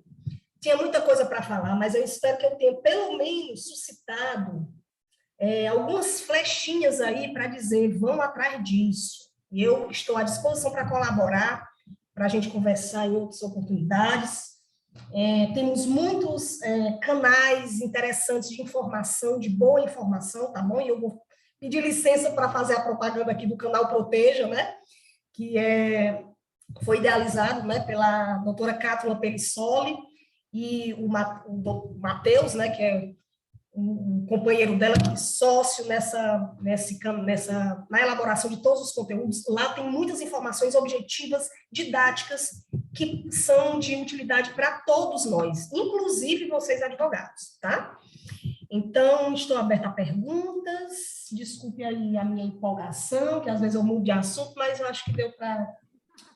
Não, que é isso, amiga. Muito Muito obrigada. Natália, você pode, por favor, desmutar a Jordana, que ela está com a mãozinha levantada, e eu vi que ela fez uma pergunta, uma provocação no chat. Desmutem o Rochelle e Fernando também, que deve ser uma Pronto. para um deles dois. Deixa esse povo desmutado aí. É que na hora que eles fecham, aí eu preciso clicar de novo, mas eu vou estar bem atenta aqui. Aberto, porque eu não sei o que ela quer provocar.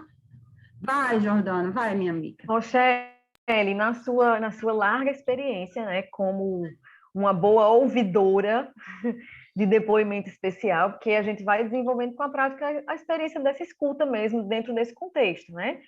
E aí eu fiquei aqui me perguntando, quando você falou das pessoas que são muitas vezes convocadas a atuarem nesse papel, se já aconteceu em algum caso que você atuou, da parte, seja da mãe ou do pai da criança, enfim, ter contratado assistente técnico para participar no momento do depoimento especial, elaborando perguntas, e que essas perguntas eram passadas para o juiz, e o juiz, né, da sala de audiência passava para você. E como é que foi essa experiência, se houve muita interferência, se foi uma relação ética, amigável, se as perguntas foram elaboradas de forma adequada. Como é que foi? Fala um pouquinho, por favor. A participação dos assistentes técnicos, Jordana, ela está prevista na lei, certo? Não é bicho de 7 cabeças nenhum.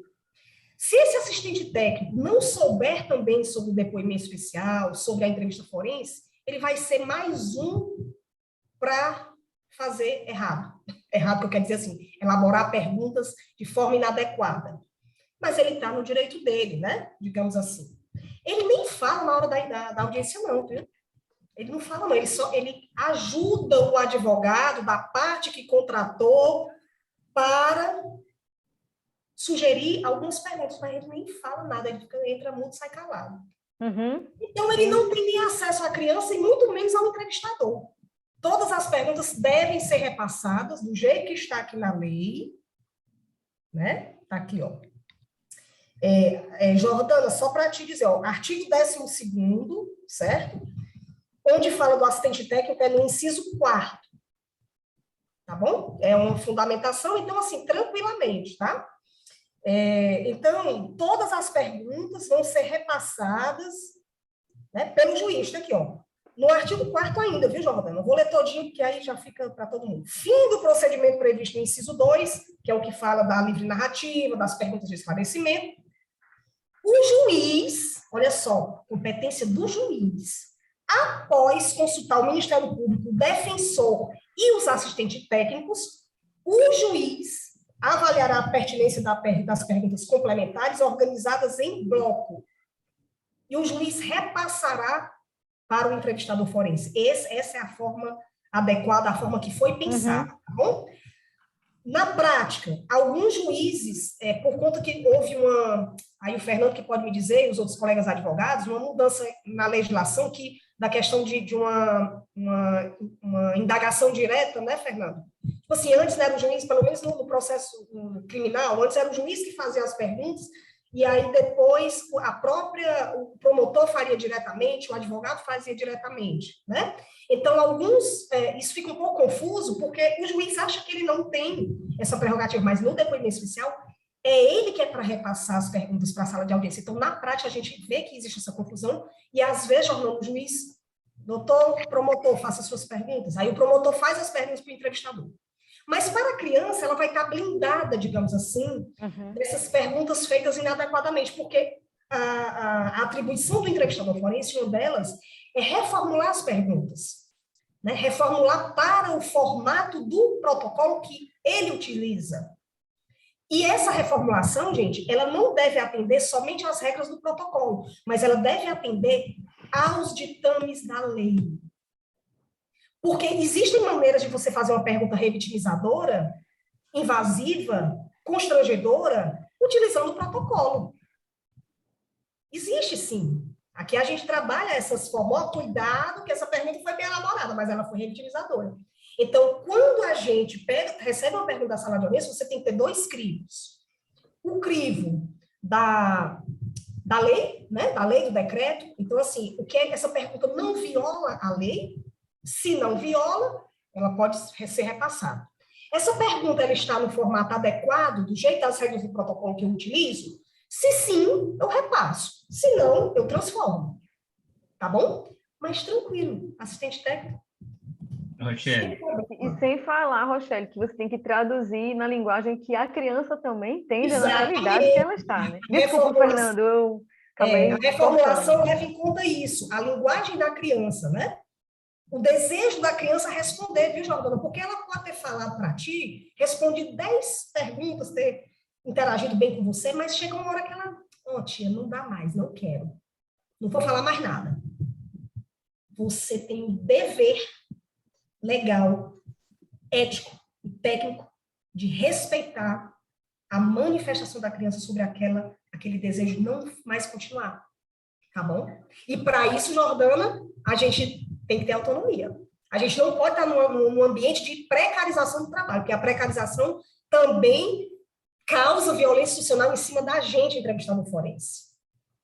Demais. Eu assisto às audiências aqui, né, porque eu como supervisora daqui dos entrevistadores forenses, meu trabalho é assistir cada entrevista que foi realizada e dar esse feedback. Tanto para o NUDEP, que é o núcleo de depoimento especial, para poder dizer, olha, lá naquela comarca aqui, aconteceram atos que violam. O que é que o tribunal vai fazer com isso? E para o entrevistador, fulano, nessa hora aqui, né, até que ponto você, né, seguiu o protocolo e tal, como é que foi para ti, qual a dificuldade que você teve? E muitos deles dizem, eu tive dificuldade de dizer não, eu sabia que a pergunta era inadequada, mas eu fiquei com medo, eu fiquei com receio do promotor, do juiz, do advogado, que já tinha, tipo, sentido um estresse, entendeu? Isso é fato, gente. Isso é fato, isso não é lenda, não é mito. Né? E isso não chegou ainda para as nossas publicações acadêmicas. Está chegando, mas ainda precisamos mais. Tá? Obrigada. Rochelle, só complementando a sua fala na pergunta da Jordana, eu costumo fazer um comparativo. Se eu estiver errado, você já me puxa a orelha aqui para eu aprender. É o seguinte, eu falo sempre que o entrevistador forense ele atua como intérprete, não como perito.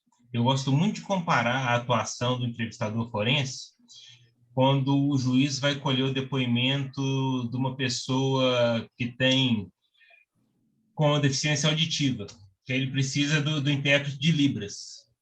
Aí o intérprete de Libras, ele adapta as perguntas da forma que ele entender. Então, se tiver assistente técnico envolvido, ele tem que saber se o intérprete ele está passando o que ele está fazendo em Libras ou o que ele está fazendo a adaptação do protocolo está correta.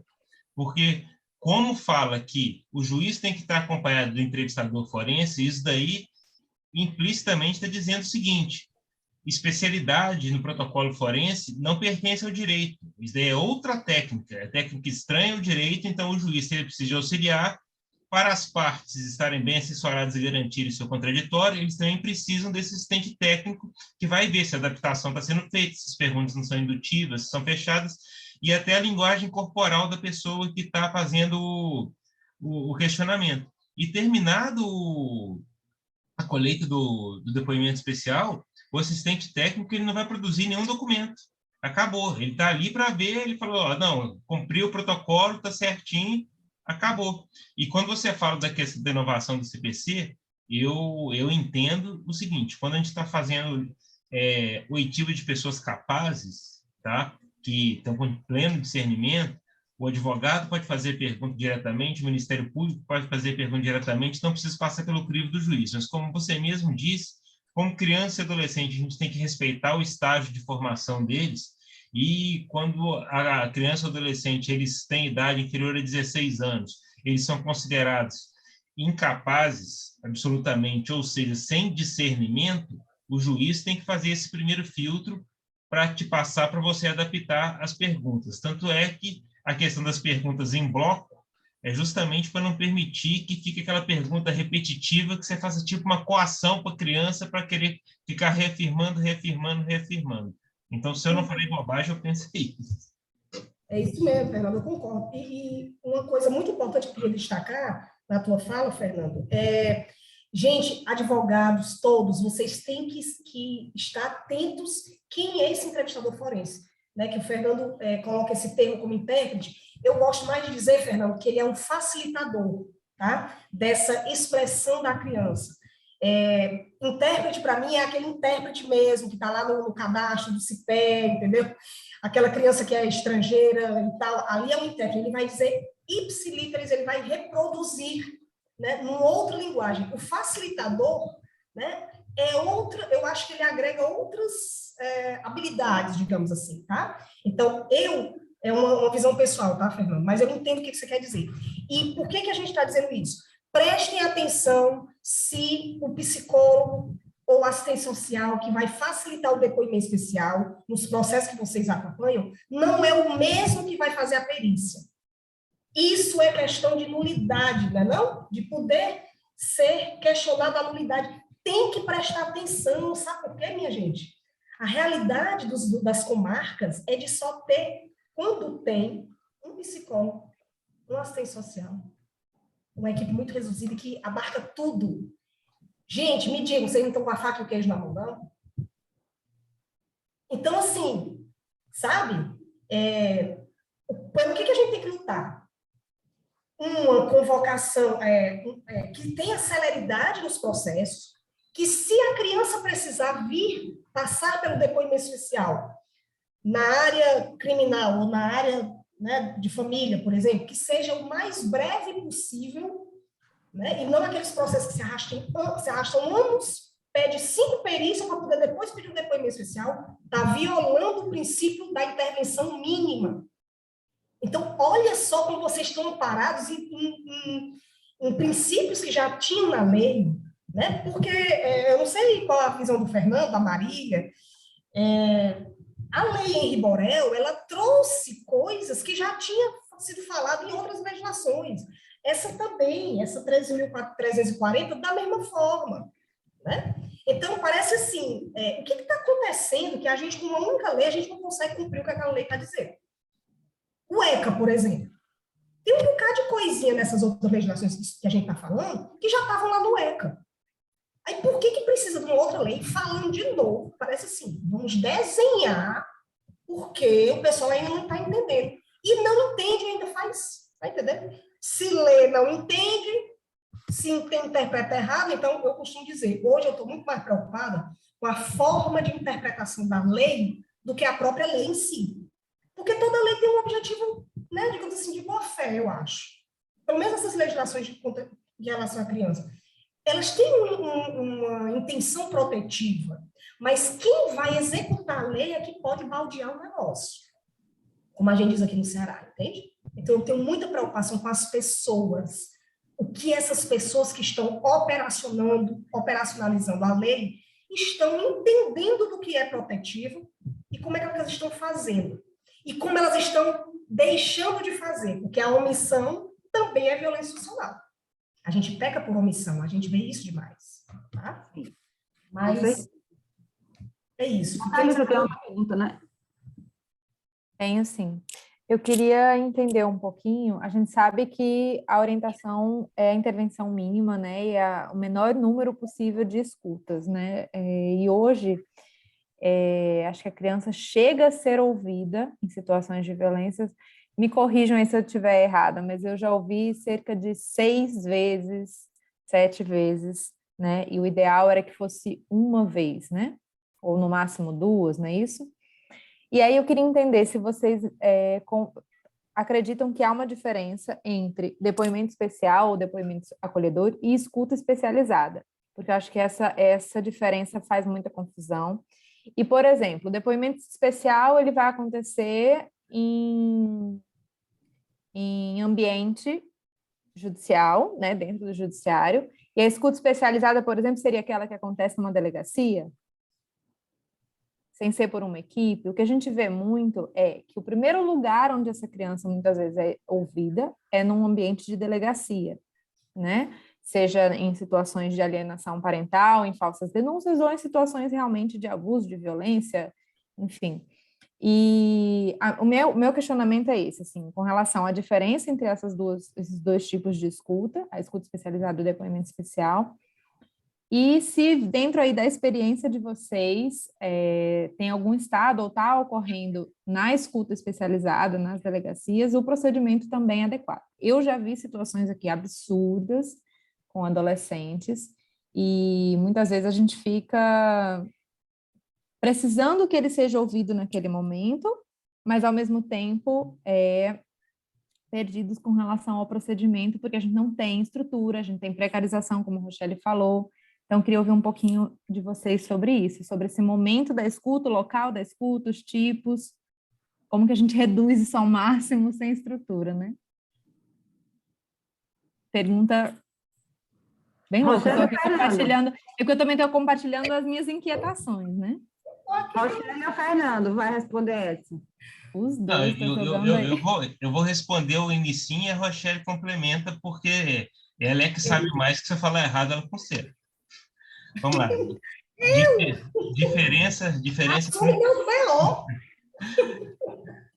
Diferença principal entre escuta especializada e DE. Isso daí está expresso na lei. Escuta especializada não é meio de prova.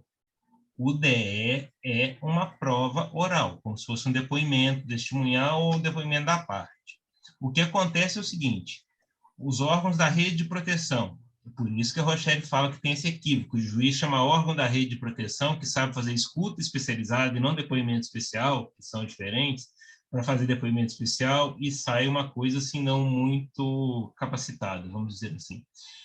Quem faz escuta especializada, conselho tutelar, os órgãos de saúde, pela lei Henri Borel, ele fala que até nas escolas tem que ter gente agora que é especialista em escuta especializada, que quem faz a escuta especializada, ela detecta a violência ou a possibilidade de violência e imediatamente ela tem que comunicar ao Ministério Público, tá? À delegacia, para eles tomarem as providências. Que tem até o conselho tutelar, se ele for fazer, ele vai fazer escuta especializada.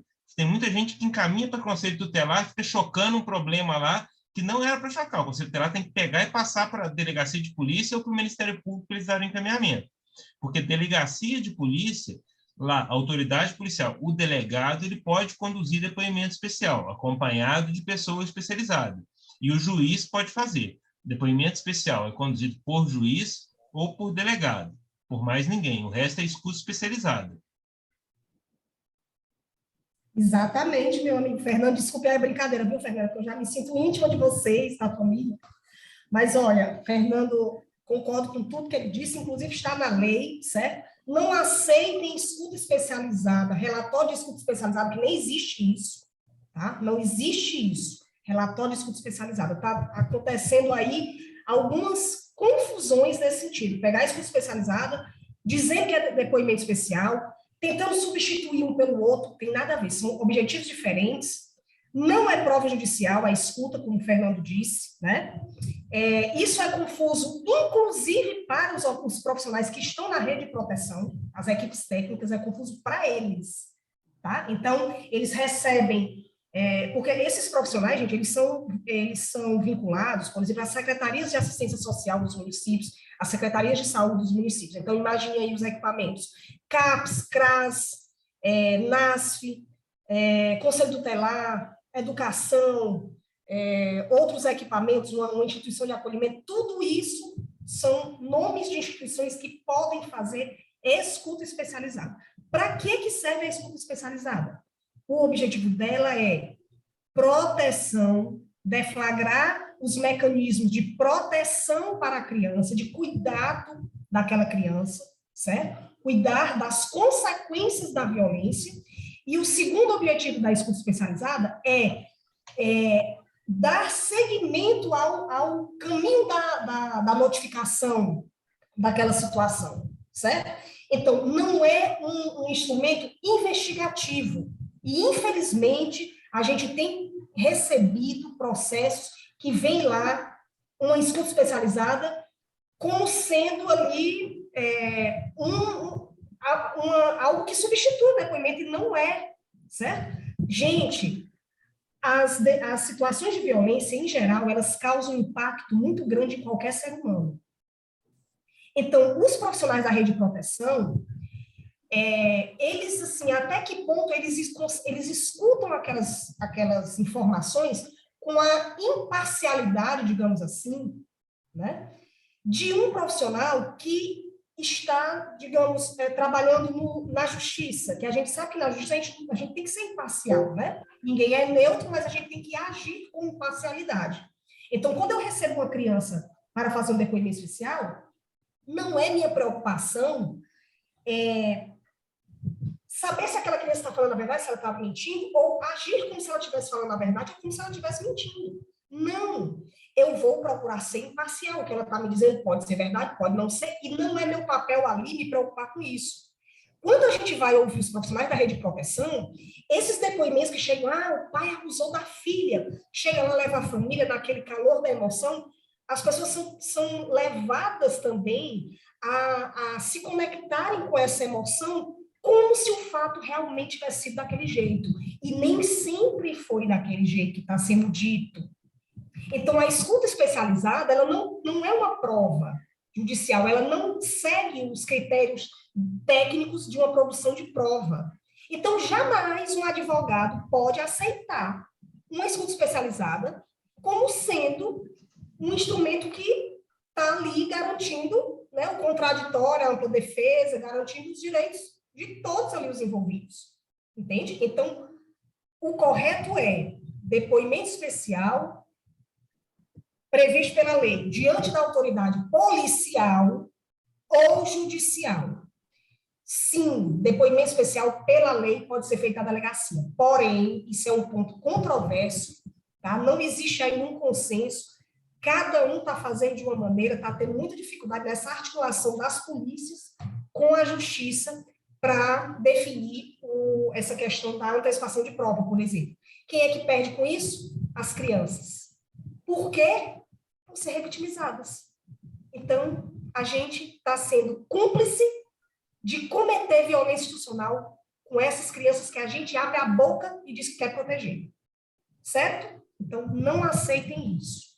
Vocês têm que conhecer a fundo. Muito obrigada. Bom, eu ia fazer uma pergunta mais ou menos, já responderam a minha. Suetônio, querido, você tem algum questionamento a fazer? Natália, por favor, abra a palavra. Já liberei a Maria. Eu quero dizer a vocês, primeiro, boa noite novamente, né? Porque eu dei boa noite no chat, mas eu estou aqui maravilhado, como eu aprendi com hoje, viu, minha gente? Rochelle e Fernando Sauser, muito obrigado, porque foi bastante esclarecedor. Eu não tenho trabalhado muito com essa temática, não é? Não tenho tido essa procura na minha banca jurídica, mas é preciso a gente estar pronto, porque a qualquer momento pode acontecer isso. Mas eu vejo como foi esclarecedor, como é esclarecedor, e eu gostei muito, Rochelle, disso que você disse, advogado, você precisa conhecer. Porque como é que a gente se propõe a prestar um bom serviço se a gente não tiver o conhecimento da técnica, né, Rochelle? Então, é muito importante isso, né? E eu quero parabenizar, minha fala vai ser bem breve, porque está bem adiantada a hora, acho que tem várias pessoas para falar ainda, talvez. Eu queria parabenizar, primeiro, aos nossos palestrantes, né? Fernando Sauser e Rochelle Trigueiro, e parabenizar a Marília Varela e Natália Vasconcelos e os demais membros da comissão. Eu me orgulho muito de vocês serem minhas ibedermanas aqui do Rio Grande do Norte, né?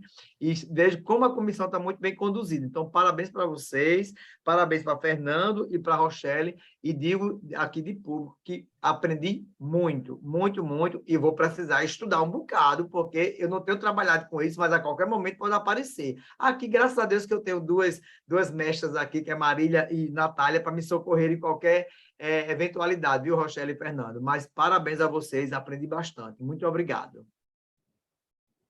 É isso, amigo. A gente que sempre aprende com você. Também estou conduzindo isso para o final do nosso evento, né, em comemoração aos 12 anos da Lei de Alienação Parental. Então, vou abrir a palavra para Fernando, fazer as considerações finais dele, depois para a Rochelle, fazer as considerações finais dela. Já agradeço a todo mundo que veio aqui hoje prestigiar o nosso evento. Eu vi que veio um monte de gente que eu amo muito. Eu fico muito feliz sempre que todo mundo da família aparece, e as membros da minha comissão maravilhosa, Super 10, participativa e atuante, né? E, enfim, não vou mais falar, que realmente já está muito tarde. Então, Fernando, amigo, muito obrigada. Não tenho nem como agradecer a você. Passo slides para todo mundo, viu? Satânia, não se preocupe, ele já me passou, vou passar. Com as suas considerações finais, e logo depois a bola já está com a Rochelle, tá bom? Marília, eu que agradeço você, a Natália, o Suetone, por receber a gente aqui virtualmente no Rio Grande do Norte. E eu queria só encerrar para falar que tem uma coisa que está me consumindo muito nos últimos tempos, e que a Rochelle, com toda essa preocupação... Propaganda do livro dele. Que ela tem, ela falando nessa questão de revitimizar a criança, ouvir a criança várias vezes, mas vamos ser sinceros e coerentes aqui, principalmente quando a gente está falando de alienação parental. O melhor rito que tem de alienação parental, ele está no Código Civil.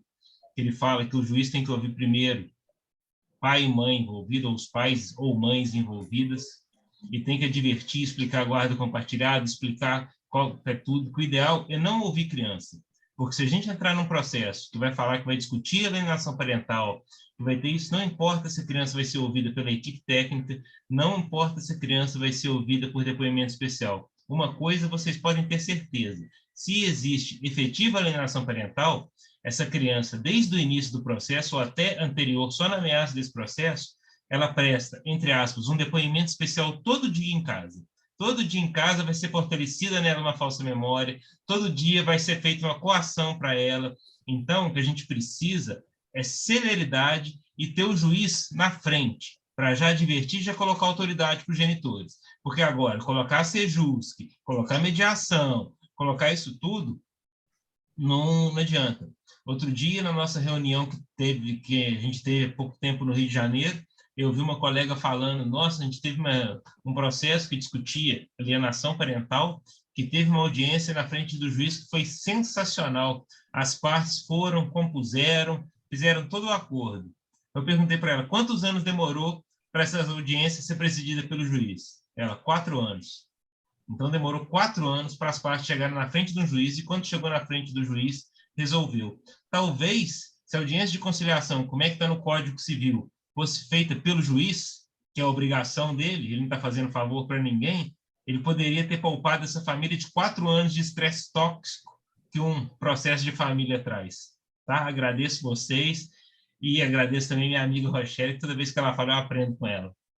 Também, amiga. Muito obrigada por ter vindo. E, por favor, suas considerações finais.